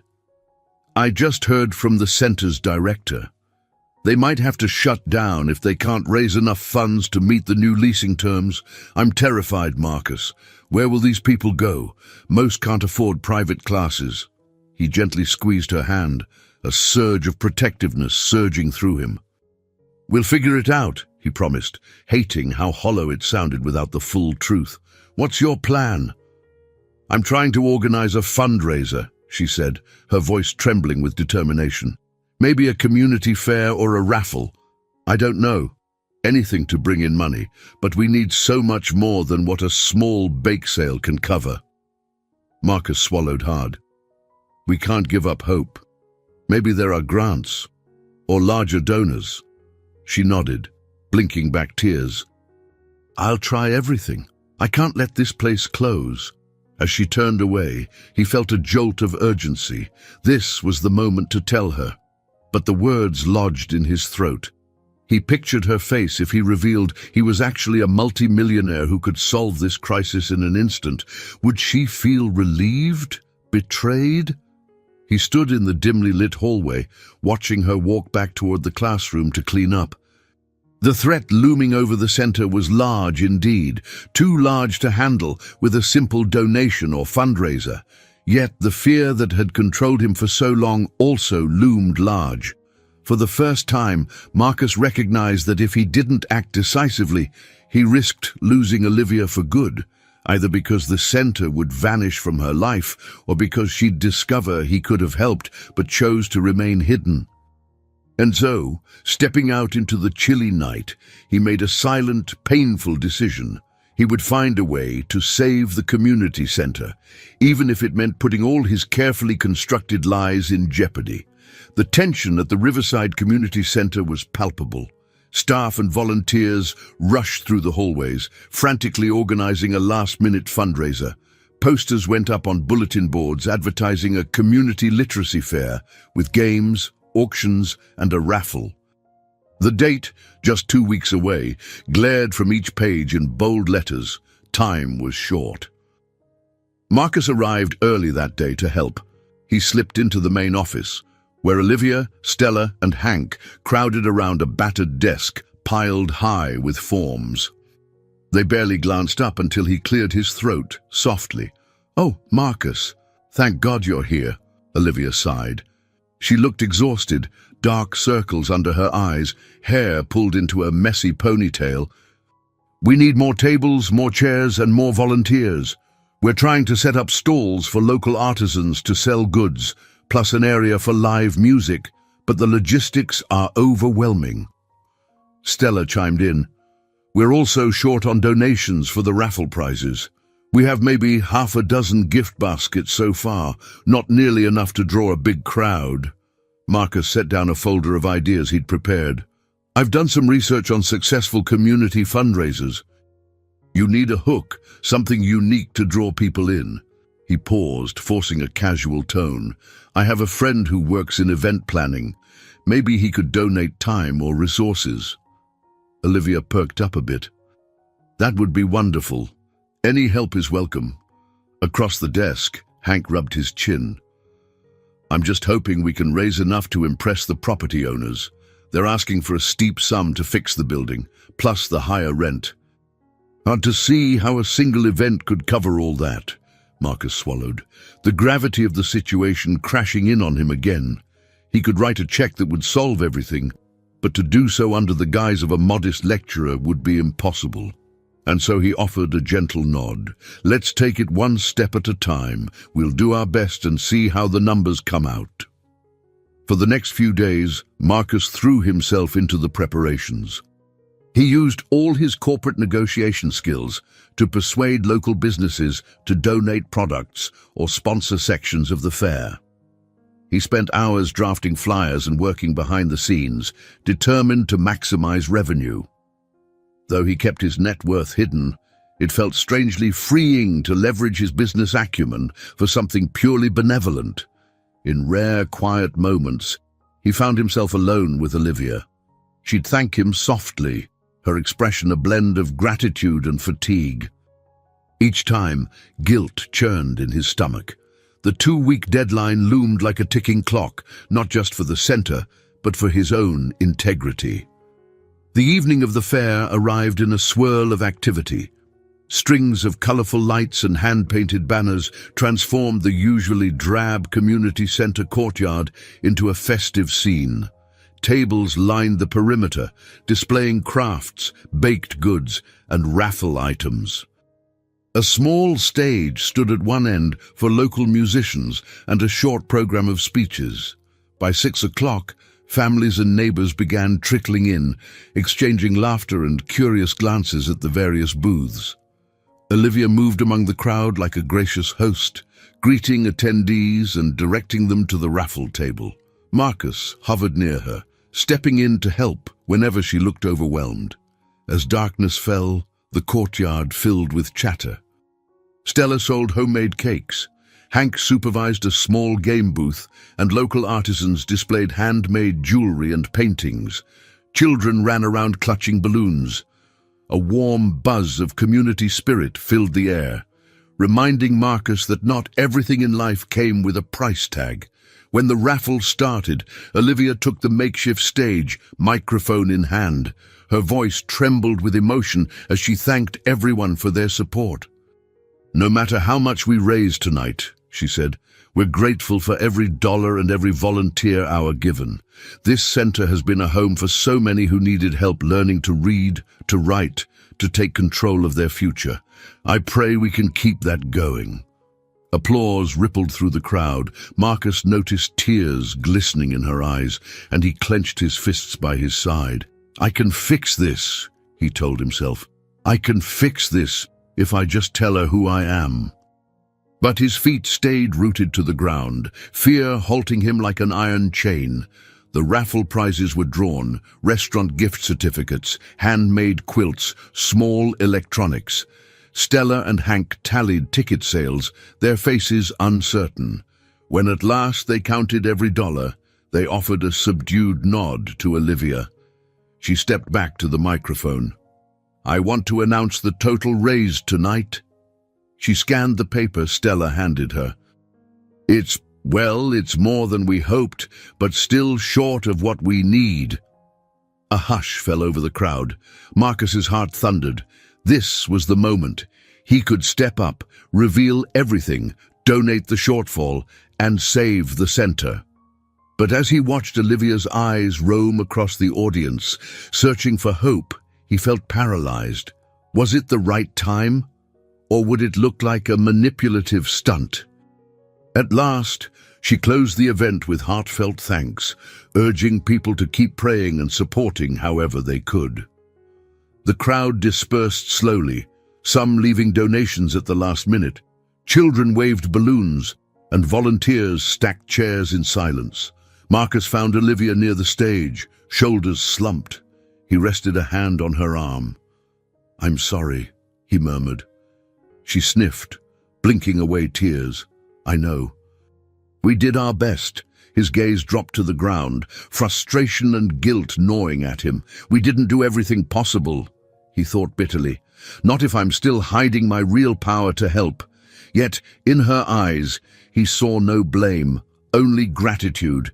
That, more than anything, hurt, because he knew he wasn't the hero she believed him to be. If she only understood how easily he could sign a check to cover their deficit, would she still look at him with that unwavering trust? He opened his mouth, words forming on his tongue. "Olivia, there's something you should know."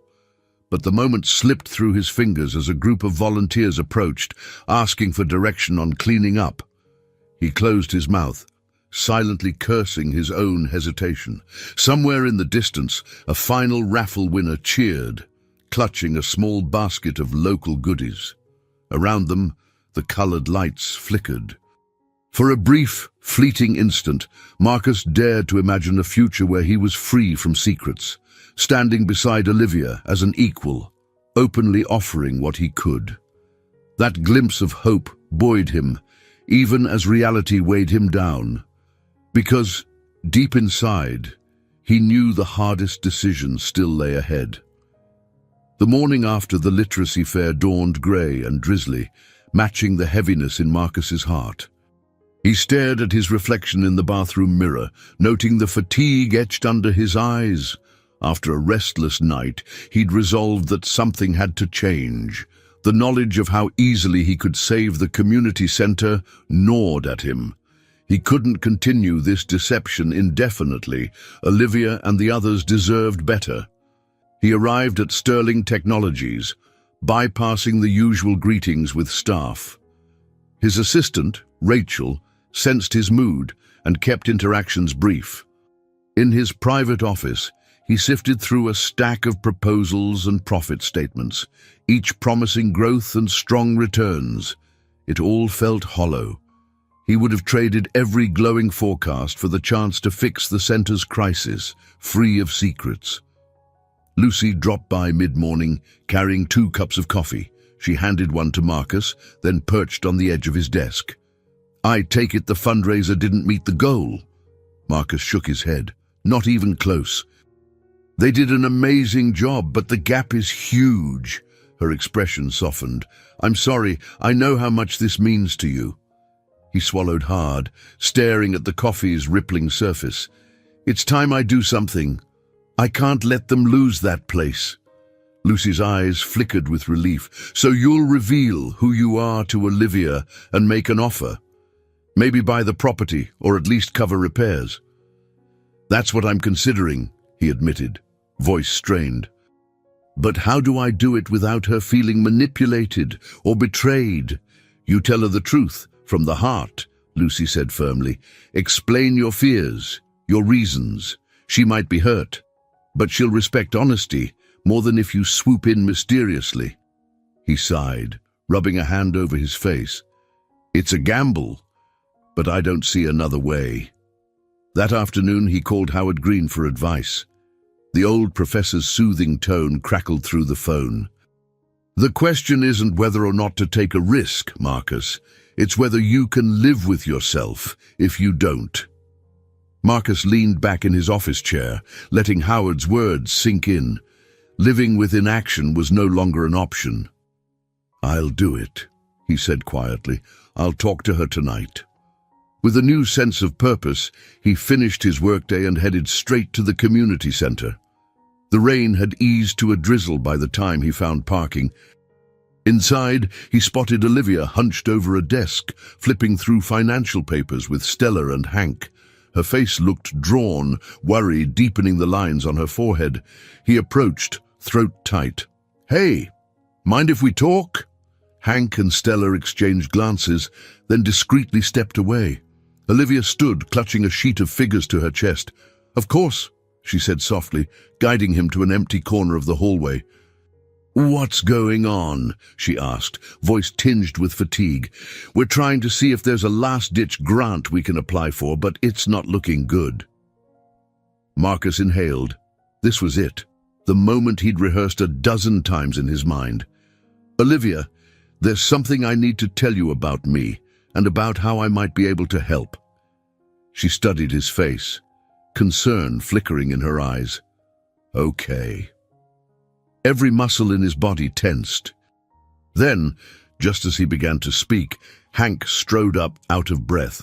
"Guys, you need to see this. The property owners sent an official notice. They're giving us 30 days to vacate if we can't meet their terms." Olivia's face went pale. 30 days? She took the document from Hank, scanning it with trembling hands. "They can't do this on such short notice. It's hardly enough time to relocate or raise the funds." Marcus looked over her shoulder at the legal language. It was every bit as dire as Lucy's warning suggested. The owners were citing safety hazards and overdue repairs. If the center couldn't comply within a month, out they'd go. He felt a surge of determination. "Olivia," he said softly, pulling her a step away from Hank, "I'm sorry to see this. There's something you should know." But her eyes filled with tears, her usually steady voice shaking. "I don't understand how people can be so cruel. This center isn't a money-making scheme. It's a lifeline for the community. She looked so heartbroken that Marcus's words lodged in his throat again. Would this announcement overshadow any confession he made, or would it make his timing feel opportunistic? "Olivia," he began again, but she brushed away a tear, inadvertently placing a hand on his arm. "Marcus, you've done so much already. I don't expect you to fix everything. But I don't know what we're going to do." A rush of protectiveness welled inside him. He carefully wrapped an arm around her shoulders, offering what little comfort he could. Despite his own turmoil, he recognized her immediate crisis. There were volunteers, students, and staff members who might lose everything if the center shut down. He took a shaky breath. "I promise I won't let this happen," he said, voice low but firm. "We'll find a way," she nodded, eyes brimming. At that moment, Hank reappeared with a set of architectural repair estimates, his tone grim. They fell into urgent discussion, focusing on short-term strategies. Marcus stayed close to Olivia, occasionally meeting her gaze with the silent vow that he would step in somehow. Yet as the conversation went on, that small window to reveal his identity slipped shut again. The pressing reality of the eviction overshadowed everything else, including his confession. He sensed the time was near when he'd have no choice but to act, even if it cost him her trust. At the night's end, the group parted ways, vowing to reconvene in the morning. Olivia lingered, hugging him briefly as she whispered her gratitude for his support. Her warmth cut him to the core, reminding him of the heavy truth he still withheld. Stepping into the rainy Boston night, Marcus clenched his fists at his sides, frustration boiling. He was hurtling toward a breaking point, a place where he could no longer hide who he was if he wanted to save Olivia's cause. His heart pounded with the realization that everything he feared, rejection, betrayal, heartbreak, was about to collide with the love and moral conviction he felt for her. And soon, there would be no more delaying the truth. A cold drizzle washed over Boston as Marcus pulled into the parking lot of the Riverside Community Center. The sky hung low and gray, reflecting the unease in his chest. He knew, deep down, that this was the night. If he didn't speak now, the lies he'd built around himself would become insurmountable. Lucy had called him that afternoon, sensing his turmoil. "It's time," she'd said in her calm, measured tone. "You've done all you can behind the scenes. If you want any real trust, you have to show her the truth." Shutting off the engine, Marcus steeled himself. The battered sedan he'd been driving to maintain a facade suddenly felt claustrophobic, and he welcomed the cool rain when he finally stepped outside. The overhead lighting flickered as he walked to the community center's entrance, casting shifting shadows on the damp pavement. Inside, Olivia was gathering a few stray books from a table in the hallway. Her face brightened momentarily when she saw him, though that flicker of hope quickly gave way to the familiar fatigue he'd grown to recognize. "You're here late," she said softly. He nodded, removing his rain-spotted jacket. "I needed to talk to you, privately." A hint of worry creased her brow. "Is it about the center?" "In a way," he murmured. "Could we maybe step into one of the classrooms where it's quiet?" She led him to the small room where they usually held the adult literacy sessions. The overhead fluorescent buzzed faintly, and the walls bore taped-up posters of basic grammar rules and reading strategies. Marcus swallowed hard, noting how ordinary the setting looked and how extraordinary his confession would be. "What's on your mind?" she asked, setting the books aside. He could see shadows of concern in her eyes, as if she sensed the gravity of his mood. Marcus took a steadying breath. "I've been keeping something from you, from everyone here, and I'm sorry." Olivia's gaze flickered with alarm, but she held his stare. "All right," she said quietly, folding her arms. "Go on."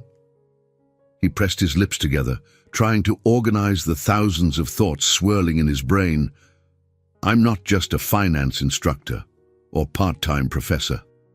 I mean, I do lecture sometimes, but that's not who I am, not really. She tilted her head, confusion knotted in her features. I don't understand. He felt his heart hammering.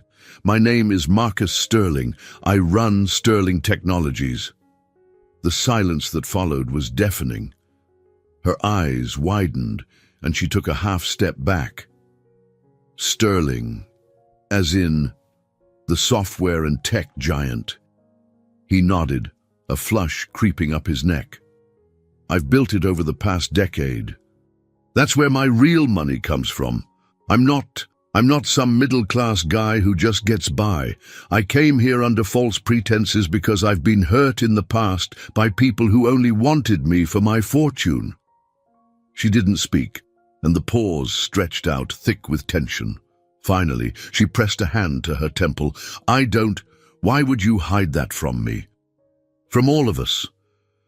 I was terrified you'd treat me differently, or that I'd never know if you genuinely cared.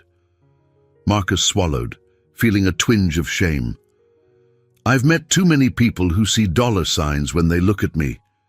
And you seemed so real, so kind. I didn't want to lose that. Olivia lowered her hand, her lips pursed in disbelief. So you lied. For weeks. He reached out, but she stepped away. I never meant to hurt you. I was just scared. A tremor passed over her face, a mix of anger and something else he couldn't name. All this time, you've watched us struggle to save the center, and you have the resources to fix it. Did you realize how that might feel to me, to everyone here? The floodgates opened inside him. I'm sorry, he repeated, voice cracking. I wanted to help, but every time I thought about stepping in, I froze, because I knew I'd have to tell you the truth. And I didn't want you to see me as just another rich guy. She stood there, breathing hard. He braced for an outburst, a wave of betrayal. Instead, she let out a shaky sigh. Marcus, it's not that I'm furious about your wealth, or even that you kept it secret. Her voice choked off. It's that you didn't trust me enough to be honest. His stomach twisted. He hadn't expected her pain to feel like such a punch in the gut. I do trust you, he insisted, though the words sounded hollow even to him. She shook her head, tears brightening her eyes. No, you trusted your fear more, and that's what hurts most. She wiped at a tear, turning away. I can't talk about this now. I need space to process. Marcus watched her walk out, each footstep echoing like a hammer blow against his chest. He longed to run after her, to promise he'd do anything to make it right.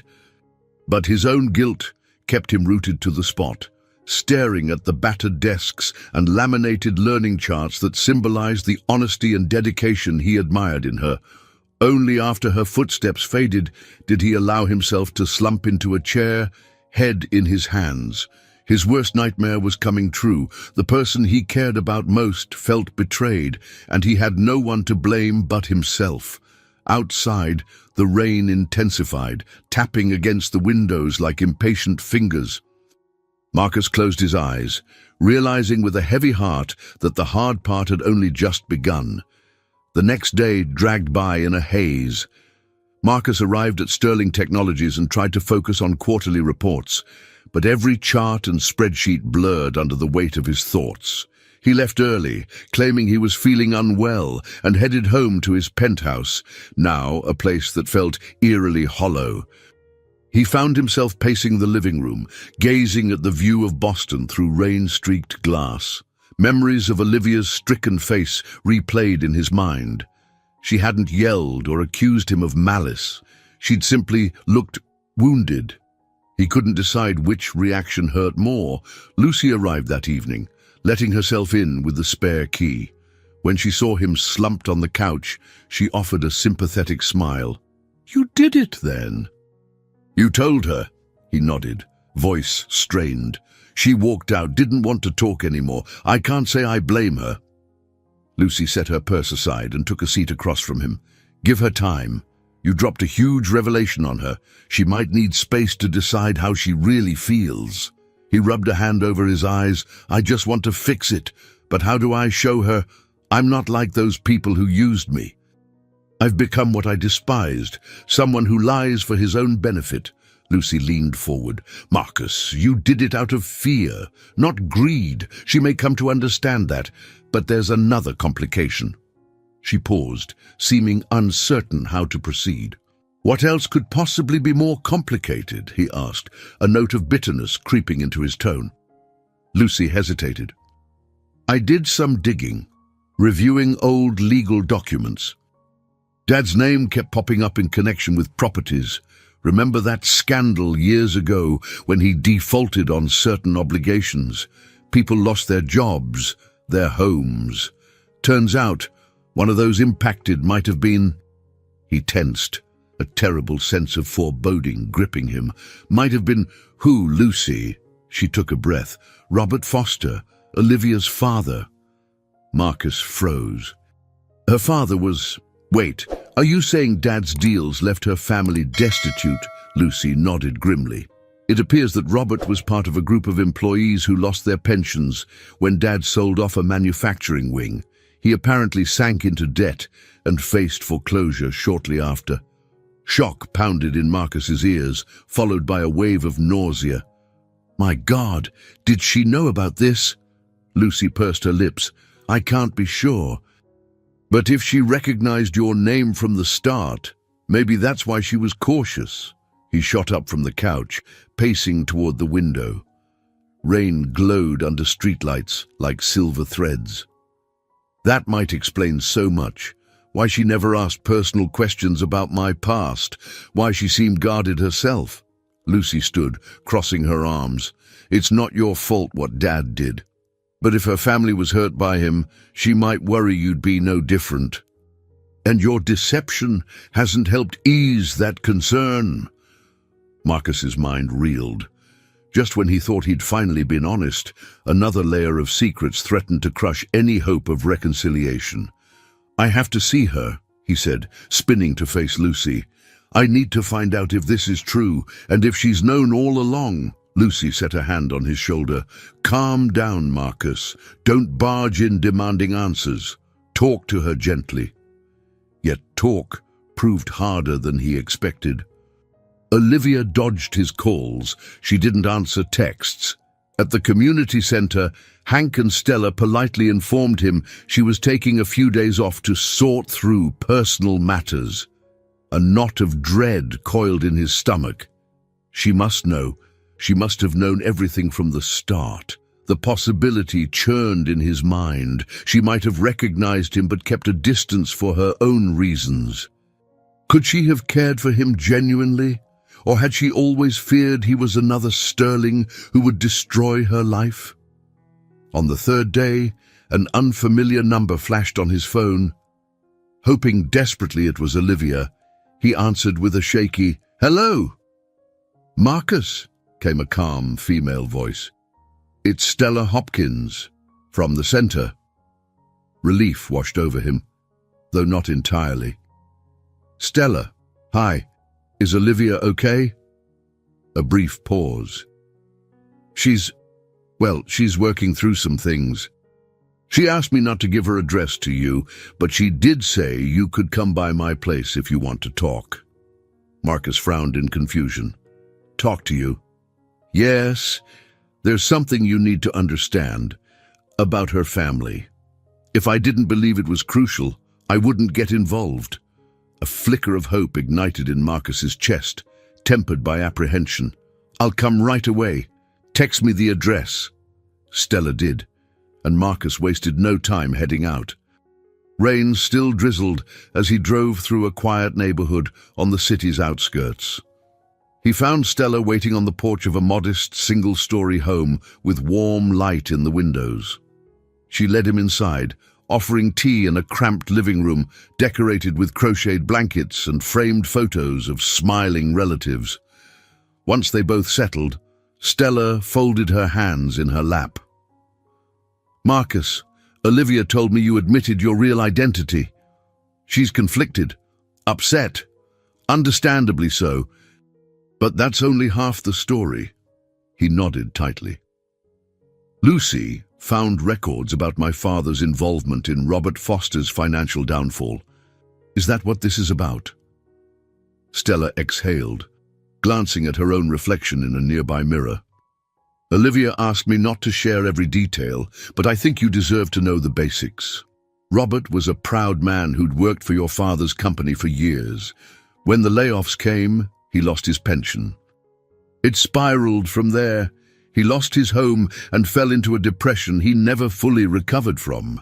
Marcus closed his eyes, the guilt almost overwhelming. I had no idea. That's just it, Stella said softly. Olivia has carried that burden for a long time, worried that her father's bitterness toward the Sterling name would define her life. So when she recognized you, yes, from business magazines, she told me she tried to keep her distance. But then you showed up regularly, and she saw how different you seemed. She didn't know what to believe. Marcus ran a hand over his face, absorbing the blow. So she knew I was lying to her about not being wealthy. But she also had a reason not to trust my family. Stella reached out, placing a gentle hand on his arm. Olivia cares for you, Marcus. She wouldn't be this hurt if she didn't, but understanding her father's pain is key. She's torn between what she's seen in you and the damage your father caused. He nodded, eyes burning. I have to make it right. For her, for the center, somehow. Stella offered a sympathetic smile. Give her time, and when she's ready to talk, meet her where she is, in truth, with no more secrets. Marcus rose, clasping Stella's hand gratefully. Thank you for telling me. I swear I'll do everything in my power to help her, to help the center, and to make amends for what my father did. Stepping back into the rain-swept driveway, he breathed in the damp air. His path forward was clearer now, though far from simple. He needed Olivia to see that he wasn't Horace Sterling, that he wasn't the man who had ruined her father's life. And if he failed to prove it, he feared he would lose her forever. 2 more days passed before Olivia reached out. The message came late in the evening, just as Marcus was preparing for bed. Meet me at the community center tomorrow, after hours. I think we need to talk. Marcus's heart hammered so loudly he could barely type a reply. I'll be there, whatever time you say. All night he tossed and turned, imagining every possible turn the conversation could take. Would she lash out at him? Demand he undo his father's wrongs? Or would she give him a chance to show that he'd never meant to continue the sterling legacy of callous business deals? He arrived the next evening, just before closing. Most of the staff had gone home, and the building stood quiet under dim hallway lights. Olivia waited in one of the small offices, perched on the edge of a battered desk. She wore a simple sweater and jeans, her hair falling loose around her shoulders. Dark circles underlined her eyes, betraying the emotional toll of the past days. Marcus stepped inside, inhaling sharply. "Hi." She nodded, motioning for him to close the door. He did, and they stood facing each other, the silence thick. "I talked to Stella," she began. "I know you know about my father's history with the Sterling family." He spread his hands in a pleading gesture. "Olivia, I swear I had no idea. I was young when my father made those decisions. I didn't learn about the damage until Lucy investigated." She studied him, her expression a complex mix of anger, sadness, and something else, perhaps yearning for closure. "My father never fully recovered from that financial blow. He lost his job, his home, and a lot of his dignity. Mom and I tried to support him, but the resentment built up." Marcus closed his eyes briefly. "I'm so sorry. I wish I could change the past. I can't, but I want to do better." "Let me prove that."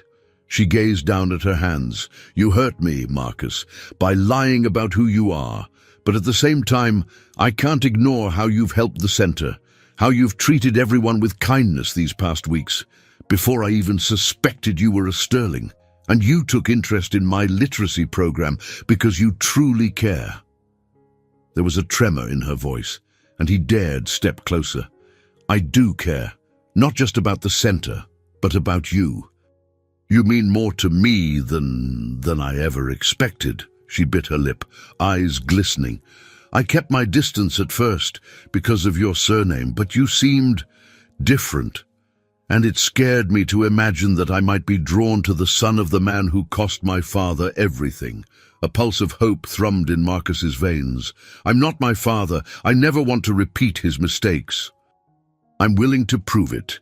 Financially, ethically, whatever it takes." Olivia exhaled, as if shedding a heavy load.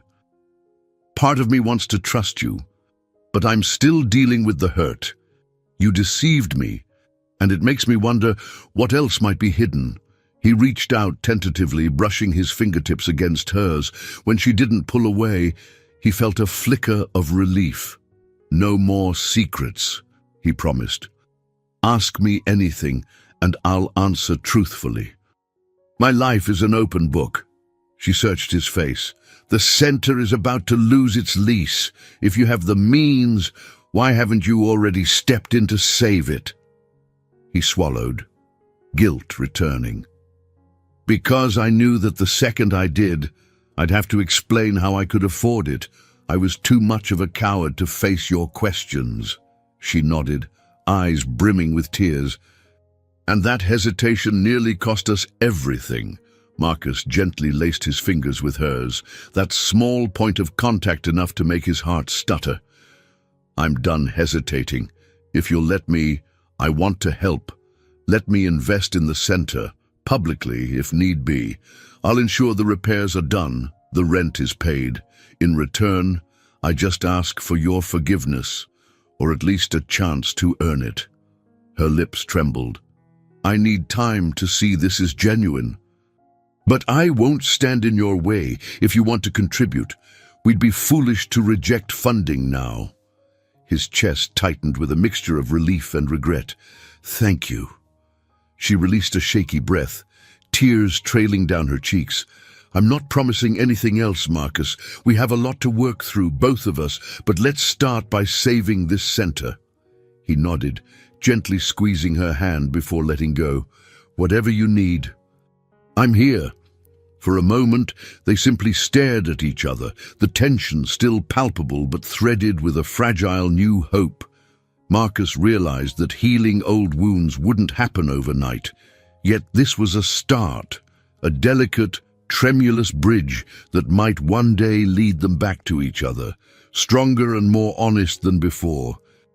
Barely 24 hours after that conversation, Marcus found himself seated in a cramped conference room at a local law firm, facing the property owners of the Riverside Community Center. Lucy sat beside him, looking every inch the poised attorney.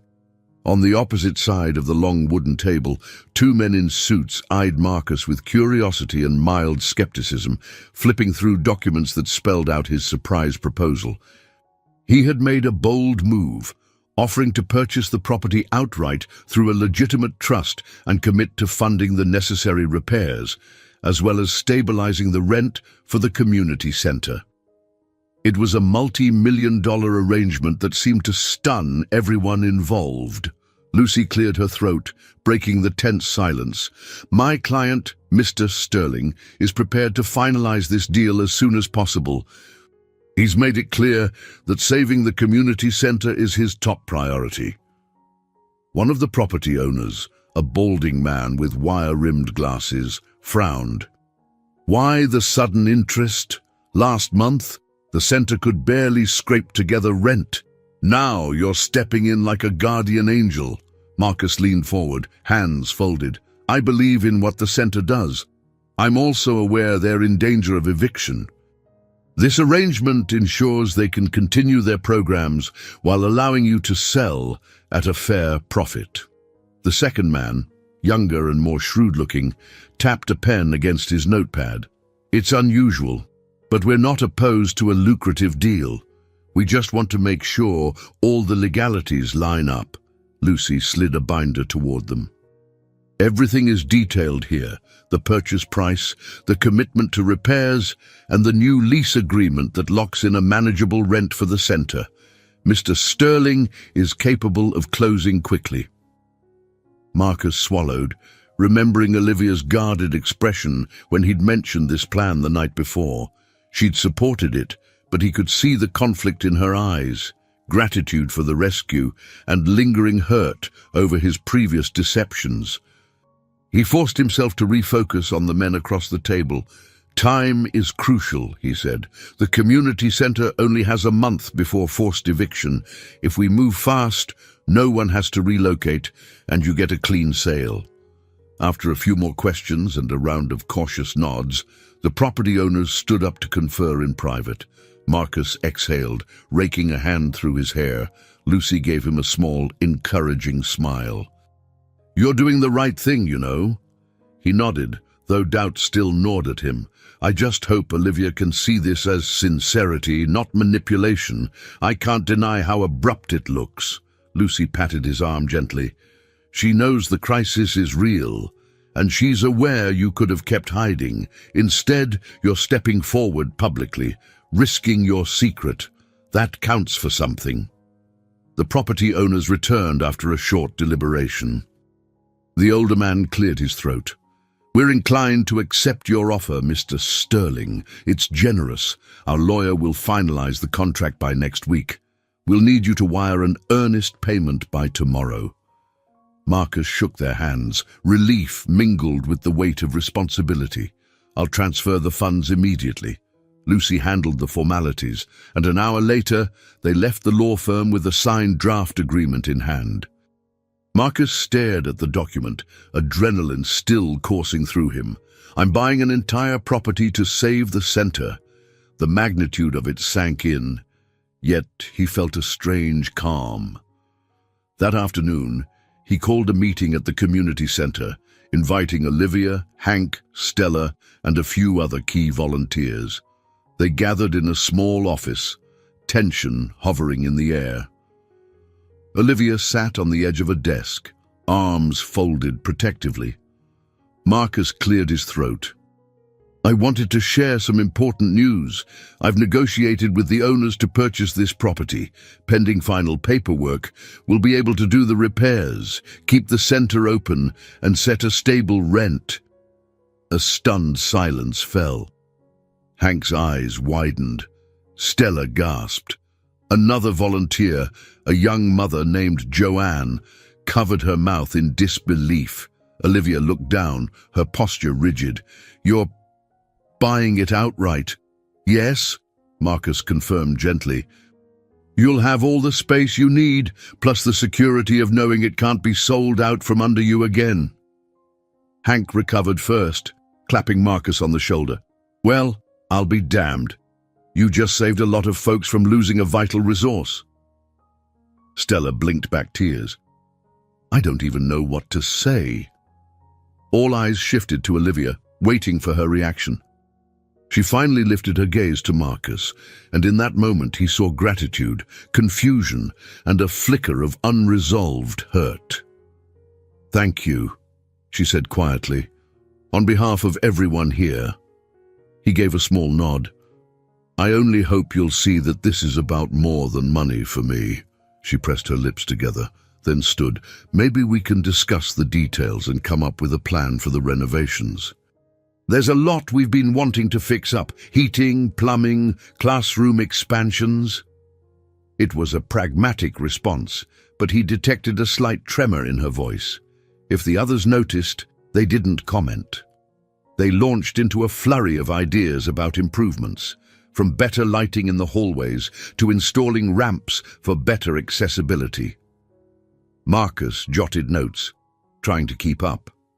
In the midst of this hopeful brainstorming, he noticed Olivia retreat to a corner.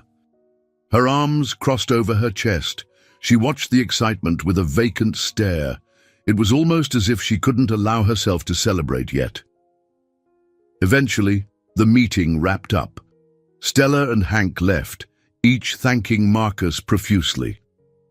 He returned their smiles, but his attention lingered on Olivia. She'd remained behind, tidying up some papers. When the room emptied, he approached her softly. "Hey, are you okay?" She looked up, a mix of emotions flickering across her face. "I'm relieved for the center, but I can't just forget the hurt, you know?" He nodded, heart sinking. "I understand. I'm not expecting you to. I only want you to know I'm willing to do what it takes, for as long as it takes, to earn back your trust." She attempted a tight smile. "Let's focus on fixing the center first." "That's something concrete we can work on." He nodded, sensing that was all the opening she could give him right now. "Then let's do it," he whispered, stepping back to give her space. As they parted ways, Marcus felt the strange blend of triumph and heartache. The community center was on the path to being saved, an undeniable victory. Yet his relationship with Olivia remained suspended in uneasy limbo. There was no quick fix for the broken trust between them. Still, for the first time, he carried hope that maybe, just maybe, their shared commitment to helping others could pave the way for healing the wounds between them.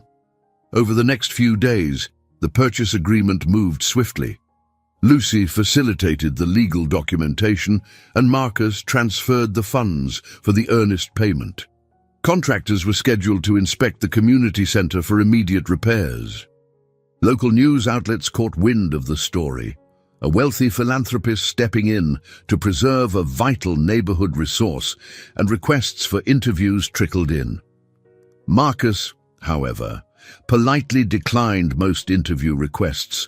Not wanting to turn the center's plight into a media spectacle, he focused on the actual work, budgets for renovations, coordinating with Hank to address security upgrades, and reviewing architectural plans with Stella for a small library expansion. Through it all, Olivia maintained a professional demeanor, polite yet distant. She thanked him for every step taken, but her smiles never reached her eyes. Marcus sensed a quiet storm roiling beneath her calm surface. He longed to break through, but each time he tried, she'd shift the subject back to logistics or politely excuse herself. Finally, on a late afternoon when the center was mostly empty, he found her alone in what would become a new reading room. She stood by a window, sunlight catching the strands of her hair. In her hands, she held a file of old photographs, a few tacked to the wall for possible decoration once the room was refurbished. "Hey," Marcus greeted softly, stepping into the room. She turned, hugging the file protectively. "Hi." He noticed a faded photo in her hand. A younger man, beaming with pride in front of a modest suburban house. Marcus guessed it was Robert Foster. "Your father?" She nodded, offering the photo for him to see. This was before everything fell apart. He had just gotten promoted at your father's company. Her voice trembled, but she steadied it. "We were so happy back then." He truly believed in the American dream, hard work, loyalty, and all that. Marcus swallowed, staring at the photo. "I wish I could change what happened." She retrieved the picture, slipping it gently into the file. He was never the same after losing his pension. The bitterness ate away at him. It changed our family dynamic. I promised myself I'd help people who'd been let down by society, especially adults who never got a fair chance at education. That's why I do what I do now. A beat of silence passed, then she fixed him with a level gaze. "Marcus, I know you're not personally responsible for Dad's actions, but that name, Sterling, it's carried pain in my life for years. When I saw you in the cafe, I recognized you from an interview in a business magazine." His breath caught. "So you knew from the beginning." "Not from the first day, but soon enough," she admitted. "At first, I thought, he's like his father, Just another arrogant billionaire. But then I saw glimpses of who you really were. Kind, thoughtful. It conflicted with everything I thought I knew about your family. Marcus's hands tightened into fists at his sides. I never intended to use a lie as a weapon. I wanted so badly to not be seen as a bank account. She placed the file of photos on a folding chair, then turned back to him. I get it, in some way. But when you withheld your identity, it felt like you didn't trust me, he sighed, raking a hand through his hair. I understand if you can't forgive me. I have no right to ask for it. But I need you to know, saving this center isn't about buying your affection or erasing my father's wrongdoing. It's about trying to make things right for all the people who suffered because of that past, and because I care about you, about your work. A flicker of raw emotion passed over her face. That day you told me the truth, some part of me already suspected. But hearing you say it, it felt like the ground shifted under my feet. Suddenly, everything was real. The man I was letting into my life was tied to my greatest family trauma. Marcus took a small step closer. I'm sorry. She exhaled shakily, eyes misting with tears. I know. And part of me wants to run and never look back. But another part sees how genuine you are, how hard you've worked to correct your father's legacy. I can't ignore that. He dared reach out, brushing a tear from her cheek with the back of his knuckle. I'll spend the rest of my life proving that I'm not the man who hurt your father, but I won't rush you. If you need time, or if you choose to walk away, I'll respect that. She closed her eyes, leaning into his gentle touch for a heartbeat. Then, regaining composure, she stepped back, shoulders quivering with restrained emotion. I can't promise anything right now. My heart's torn. Marcus. You represent both hope and painful memories. He nodded, swallowing a lump in his throat. I understand, and I'll be here helping you rebuild this place, whether or not you ever choose me. A heavy stillness settled between them, punctuated only by the distant hum of an air vent. In the hallway, someone called Olivia's name, and she turned her head reluctantly. I have to go, she whispered. We'll talk more soon. She picked up the file and walked out. Marcus lingered, staring at the empty doorway. The confrontation with the past wasn't over. He sensed many more difficult conversations lay ahead. But at least now, truths were on the table, and that meant they had a chance, however slim, at forging something honest. Rubbing his temples, he glanced around the future reading room. In many ways, it symbolized his deepest wish, to turn something broken into a space of learning and healing. He could only hope Olivia might allow that same transformation between them. He left the room with heart pounding, uncertain but determined. The final challenge lay just ahead, finding a way to prove that hope could trump old wounds and that love could shine through the darkness of regret. The sound of hammering and the scent of fresh paint filled the corridors of Riverside Community Center. Contractors bustled about, some installing new light fixtures, while others carted in lumber for the soon-to-be renovated classrooms. For the first time in weeks, an air of optimism permeated every corner of the aging building. Marcus stood near the entrance, reviewing a clipboard filled with notes on the progress. He wore a simple flannel shirt, sleeves rolled up, as though blending in with the crew. Though he was footing most of the renovation bill, he insisted on being hands-on, determined to ensure no detail was overlooked. Hank walked over, wiping sweat from his brow. They're about halfway done replacing the old pipes, which means we won't have to worry about leaks come winter. Folks are already talking about how great this place is gonna look. That's good news, Marcus replied, glancing at the row of rooms yet to be tackled. What about the new reading room? Hank nodded. Drywall's up. Shouldn't be long now before they paint it. Then Olivia can arrange the books however she wants. The mention of Olivia's name brought a flicker of unease to Marcus's expression. In the days since their difficult conversation, they'd worked side by side, but their interactions remained cautious. She treated him politely, thanking him for his contributions and updating him on the literacy program, yet he felt a wall between them, made of equal parts hurt and lingering uncertainty. Hank seemed to sense his tension. "Give her time," he said quietly. "She's been through more than most can imagine." Marcus exhaled. "I know. I just hope she can see I'm doing this for the center, not to prove anything extravagant." "Anyone can tell you genuinely care," Hank replied, clapping him on the shoulder. "She'll come around if it's meant to be." That afternoon, Marcus attended a meeting with Lucy and the lead contractor to finalize the budget. Afterward, he found Olivia in the future reading room, wearing paint-splattered jeans and a determined look. She was kneeling beside boxes of donated books, separating them by difficulty level. He approached carefully, clipboard tucked under his arm. "Hey, I can help if you want." She didn't glance up immediately. "Sure, thanks. I'm organizing these by category: basic literacy, intermediate readers, GED study guides, that sort of thing." He crouched beside her, picking up a worn paperback. "What about this one?" "Intermediate," she said, then paused. "It's an anthology of short stories, usually good for adults transitioning to more complex texts." He filed it into a labeled box, the shuffle of pages the only sound between them for a moment. Eventually, Olivia cleared her throat.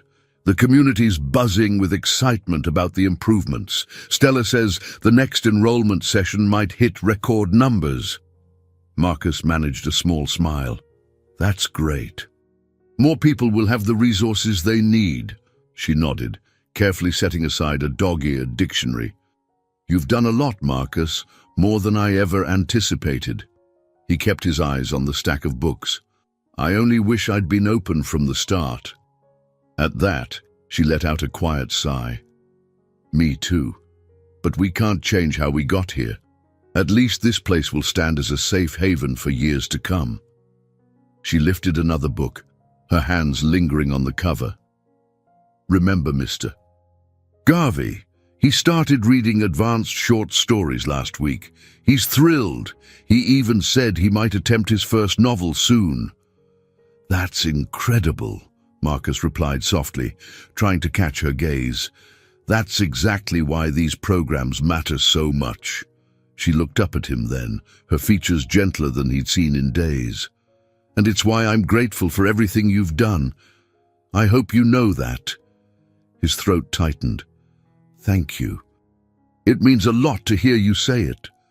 Silence stretched between them again, but this time it felt less hostile, as though they were standing on the edge of something fragile yet promising. Then a painter called from the hallway, needing Olivia's input on color swatches. She rose quickly, brushing off her jeans. "Duty calls," she said with a faint smile, excusing herself. Marcus watched her go, heart pounding with a mixture of hope and trepidation. The day had held a faint glimmer of warmth in her demeanor, but he didn't want to assume too much too soon.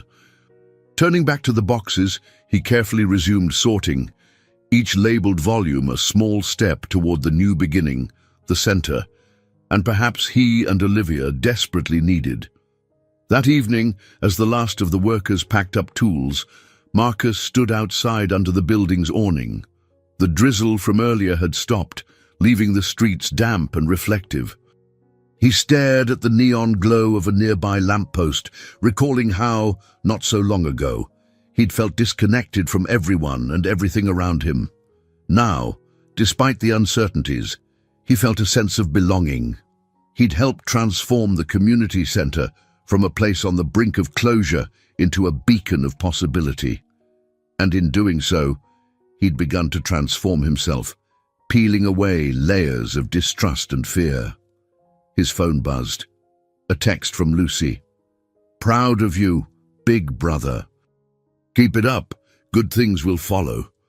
He typed a quick thanks, slipping the phone back into his pocket. A single car passed by, its headlights briefly illuminating him, then disappearing into the night. Taking one last look at the center's new facade, temporary scaffolding and all, he allowed a flicker of a smile. A new beginning was indeed dawning for the community and possibly for him and Olivia. He only hoped that they could both step forward, unburdened by old wounds and open to the fragile promise of tomorrow. Marcus squinted at the bright sunlight reflecting off the Charles River as he walked through Boston's lively waterfront district. He'd come here for a breather, to think about how he might mend the final strands of tension between him and Olivia. The crisp breeze off the water carried the smell of salt and a hint of autumn leaves drifting down from nearby trees. He slowed his pace when he spotted a familiar figure sitting on a bench. Howard Green, his old mentor. Marcus had left him a message the day before, asking if they could catch up. It was no surprise Howard had chosen this scenic spot. Howard stood as Marcus approached, offering a warm handshake. "Been hearing about all the big changes at the community center," he said, arching an eyebrow. "I assume you're behind most of it." Marcus shrugged modestly. "I did what needed doing, couldn't let the place shut down." They settled on the bench, gazing at the water where sailboats glided in the distance. For a few moments, neither spoke. The hush was comforting, a pause in the rush of life. Eventually, Howard turned to him. "How's Olivia?" Marcus let out a heavy exhale. "Still guarded. She's grateful for the help, but we haven't resolved everything. My lies, my father's past. It's all a lot to untangle." Howard pursed his lips thoughtfully. "I'm proud of you for opening up, though. That took courage, given your history of betrayals." Marcus fiddled with the hem of his jacket. "It wasn't as if I had much choice. If I wanted any chance at a real relationship, I had to be honest." Howard nodded, contemplating the gentle ripples in the river. "Honesty is the first step, but it's not the only step. Actions have to follow." Marcus thought about the countless hours he'd spent at the community center, ensuring the renovations went smoothly, organizing finances so that every project was fully funded. Yet, a quiet voice in his head reminded him that no amount of money could heal Olivia's wounds if she didn't feel safe letting him in. "She does talk to me about the program, about the students," he said slowly. "It's like we're partners in a project. But when it comes to anything personal," Howard patted Marcus's shoulder, "give her room, but also let her see your heart. Not just your generosity. Show her what you believe in, what dreams you carry. That kind of vulnerability can bridge even the deepest gap." They spent another hour chatting about life and philosophy, recalling old college stories that made Marcus smile for the first time in days. As the sun rose higher, they parted ways, with Howard's parting words echoing in Marcus's mind. "Show her your heart." Late that afternoon, Marcus returned to his penthouse, once a symbol of his isolation, now a place he considered strangely empty without Olivia's warmth. Flipping on the lights, he wandered into his study, where he'd recently placed a photo from the community center fundraiser. It showed him and Olivia standing in front of a booth, she wearing a soft grin and he with an awkward half-smile. In that moment, before all the revelations, they'd appeared content. He reached for his phone, heart pounding. Could he follow Howard's advice and show Olivia more of himself? He knew she cared about open communication, about trust built through honesty. Perhaps that was what they both needed. He typed a short message. "Olivia, would you join me for dinner at my place? We can cook something simple and talk if you're willing. No pressure." He stared at the screen, thumb hovering over the send button. Nerves fluttered in his stomach. Finally, he pressed send. Minutes passed with no reply, then an hour. The city lights began to twinkle outside his floor-to-ceiling windows, and Marcus felt his earlier resolve waver. Maybe this was too soon, too pushy. Just when he was about to give up, his phone buzzed. A single line from Olivia. "Dinner might be good. Tomorrow evening. Relief coursed through him so intensely he nearly sank onto the couch in gratitude. Yes, tomorrow evening, he thought, typing back an enthusiastic agreement. Now, all that remained was to pray that over a simple meal and honest words, they might take one step closer to coming home changed, together. The next evening, Marcus found himself hovering in his own kitchen, nerves jumping at every small sound. He'd picked up groceries that morning, fresh produce, a choice cut of salmon, a decent bottle of wine, determined to prepare something homey yet special. Cooking had never been his forte, but Lucy had texted him a simple recipe, insisting he not rely on a personal chef or takeout. "Cook for her yourself," she'd said. "Show you're willing to put in the effort."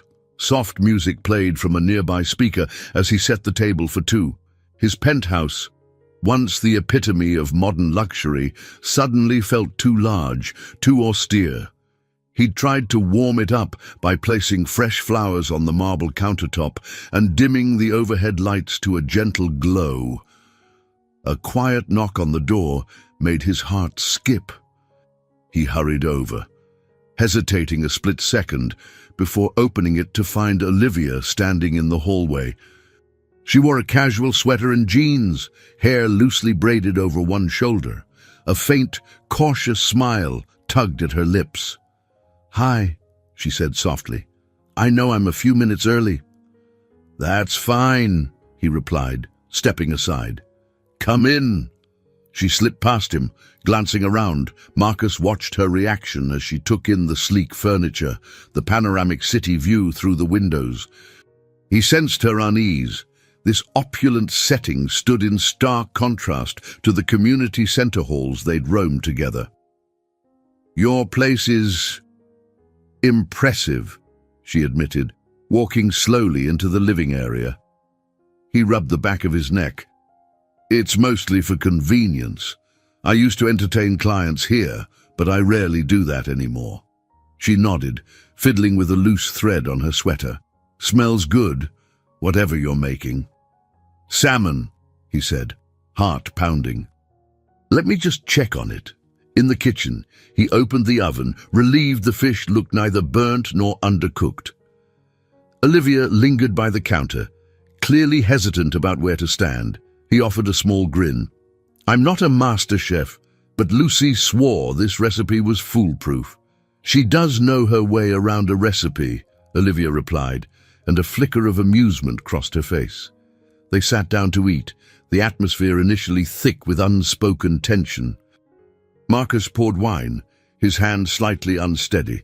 He asked about the day's progress at the center. She mentioned meeting with the literacy class, some of whom were excited to try the newly updated computer lab. Over the meal, conversation tiptoed between safe topics: the center's schedule, Hank's plans for a small security upgrade, Stella's new lesson ideas. Gradually, though, the mood eased, and Olivia began to ask about him, about the life he'd led before their paths crossed. "How did you build your company?" she asked, setting her fork down. "I've heard bits and pieces, but I'm curious about your own words." He paused, collecting his thoughts. "I founded Sterling Technologies after college, focusing on niche software solutions for businesses. It took off faster than I expected, so I poured everything into scaling it up. By my late 20s, I was working 14-hour days, living off takeout, half asleep at best." He traced the rim of his wine glass. "The money came quickly too, but so did the mistrust. My father's shady reputation cast a shadow on everything I did. Then, when people realized I had resources, it complicated relationships." She nodded, her gaze thoughtful. "That's why you were so guarded." "Yes," he admitted. "I'd had enough experiences where trust was broken, friends, partners, relationships. So by the time I walked into that cafe, I'd convinced myself everyone was out to use me." Olivia sipped her wine. "That must have been lonely." "Extremely." He forced a wry smile. "Until I met a certain waitress who actually cared about people." A gentle flush warmed her cheeks, but she didn't break eye contact. "I'm no saint, Marcus. I just couldn't ignore the struggles around me." He reached across the table, resting his hand lightly on hers. She tensed slightly, but didn't pull away.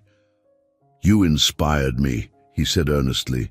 "You made me see that compassion still exists, that not everyone wants something from me." She studied his expression, shoulders visibly relaxing. "I'm sorry I assumed the worst about your family, about you. But understanding what your father did to my dad, it's still hard to separate all the pain." Marcus nodded, withdrawing his hand to let her speak freely. "I know, and I'll never dismiss that." They talked long after their plates were empty, eventually drifting to the couch with cups of tea. Olivia asked more about his mother, who had passed away when he was in college, and he recounted one of his fondest memories, how she insisted on baking homemade cupcakes for every charity fundraiser, no matter how busy life got. "That's probably where I got my philanthropic streak," he said, smiling ruefully. "From her, not my dad." Olivia listened intently, soaking in the details. She, in turn, opened up about her mother, who still lived in a small apartment in another state. "Mom's health isn't the best," she admitted quietly. "I'd like to move her closer someday, once I can afford it." They fell into a companionable hush, the tension of earlier replaced by a tentative closeness. Marcus set his mug aside, shifting to face her. "Thank you for coming tonight. It means a lot." She managed a soft nod. "I'm glad you invited me.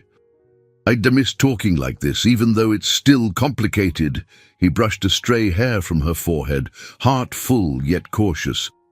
"We can take things slow, one day at a time." She swallowed, tears edging her eyes. "I'd like that." In that fragile moment, they weren't a billionaire businessman and a dedicated waitress-turned-educator with a painful past. They were simply two people, laying bare their lessons learned, daring to hope for a future built on truth. Over the next few weeks, a steady rhythm took hold. The community center repairs wrapped up on schedule, fresh coats of paint, new flooring, upgraded plumbing. The once dingy hallways now gleamed under bright, efficient lighting. Word of the revitalization spread quickly, drawing both returning and new students to Olivia's literacy program. Amid the steady hum of progress, Marcus and Olivia settled into a pattern of cautious closeness. They continued to spend time together, sometimes at the newly renovated center, other times over quiet dinners in Marcus's penthouse or simpler meals at local diners. Their discussions grew more personal, yet both remained mindful of the trust that was still healing. One crisp autumn morning, Lucy invited them both to a small legal signing ceremony at her firm. Although the property purchase had been finalized, Lucy had scheduled a second meeting to handle the final transfer of management documents.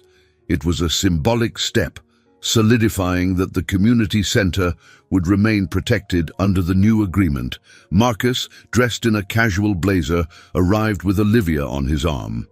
She wore a soft smile that hinted at both pride and lingering nerves. Inside the conference room, Stella, Hank, and a few other center volunteers waited, looking a bit awed by the polished surroundings. Lucy cleared her throat, motioning for silence. "We're here to finalize the last step in ensuring Riverside Community Center's future. The building now belongs to a philanthropic trust set up by Marcus Sterling, which guarantees stable funding and moderate rent for the center's operations." Applause and relieved laughter rippled through the group. Stella dabbed her eyes with a handkerchief, openly weeping in gratitude. Hank patted Marcus's back with a grin, muttering, "Never thought I'd see the day." Then Lucy handed a pen to Olivia. "We want you to co-sign as the representative of the center's literacy program, if you're willing. It'll grant you a voice in future decisions about renovations and expansions." A soft gasp escaped Olivia's lips. "Me? Are you sure?" Marcus nodded, meeting her gaze. "Who better? You've poured your life into helping people read and find their voices. You should have a say in how this place grows." Tears welled in Olivia's eyes, and her hand shook slightly as she signed. The room erupted in applause once more, and Marcus gently squeezed her hand, a wave of warmth flooding him at the sight of her genuine smile. After the paperwork was settled, the group dispersed, and Lucy discreetly ushered everyone out to give Marcus and Olivia a private moment in the conference room. They lingered near a large window, the city skyline stretching out before them. Olivia exhaled, still clutching the pen. "This doesn't feel real. When I think of how close we came to losing everything." "But we didn't," Marcus said, taking a small step closer, "because you never stopped fighting. You were the soul of that place, Olivia." She ducked her head, a self-conscious laugh escaping. "It wasn't just me. Everyone put in the work. You, Stella, Hank, all the volunteers, even Lucy. And of course, the funding helped." She paused, then looked up at him, eyes shimmering. "You helped save it, Marcus. Thank you." They stood in silence for a heartbeat, the gentle hum of the air conditioning the only sound. Then Olivia reached out, fingers tentatively sliding through his. "I know we've come a long way from where we started. My dad's pain, your fear of being used, all of it still lingers, but I'm learning to forgive. I hope you can forgive yourself too." His voice caught in his throat. "I'm trying." Warmth spread through his chest. "I never expected to find someone who'd make me want to risk my heart again." She squeezed his hand. "You already took that leap. Besides," she added with a quivering smile, "I think I fell for the teacher in you before I knew about the billionaire part." He let out a shaky laugh, relief mingling with emotion. "The teacher side is real, you know. Maybe we should collaborate on more finance lessons for your students." She grinned, a tear slipping down her cheek. "I'd like that." Gently, he brushed the tear away with his thumb, then leaned in. Their lips met in a soft, tentative kiss that spoke of both their past regrets and their quiet hopes for the future. There was no grand flourish, no sweeping orchestral moment, just the steady beat of two hearts daring to trust again. When they pulled apart, Olivia rested her head against his shoulder. Outside the window, the city bustled as it always did, but for a moment they existed in a pocket of calm. "What now?" she whispered. He smiled, pressing his cheek against her hair. "Now we live day by day. We help the center thrive, keep supporting the community, and we keep talking. No more secrets." She nodded, drawing back enough to look him in the eyes. "I'll hold you to that." I hope you enjoyed today's story. Subscribe to the channel so you don't miss more stories like this. Leave a like and comment below what you thought of the story. See you in the next video.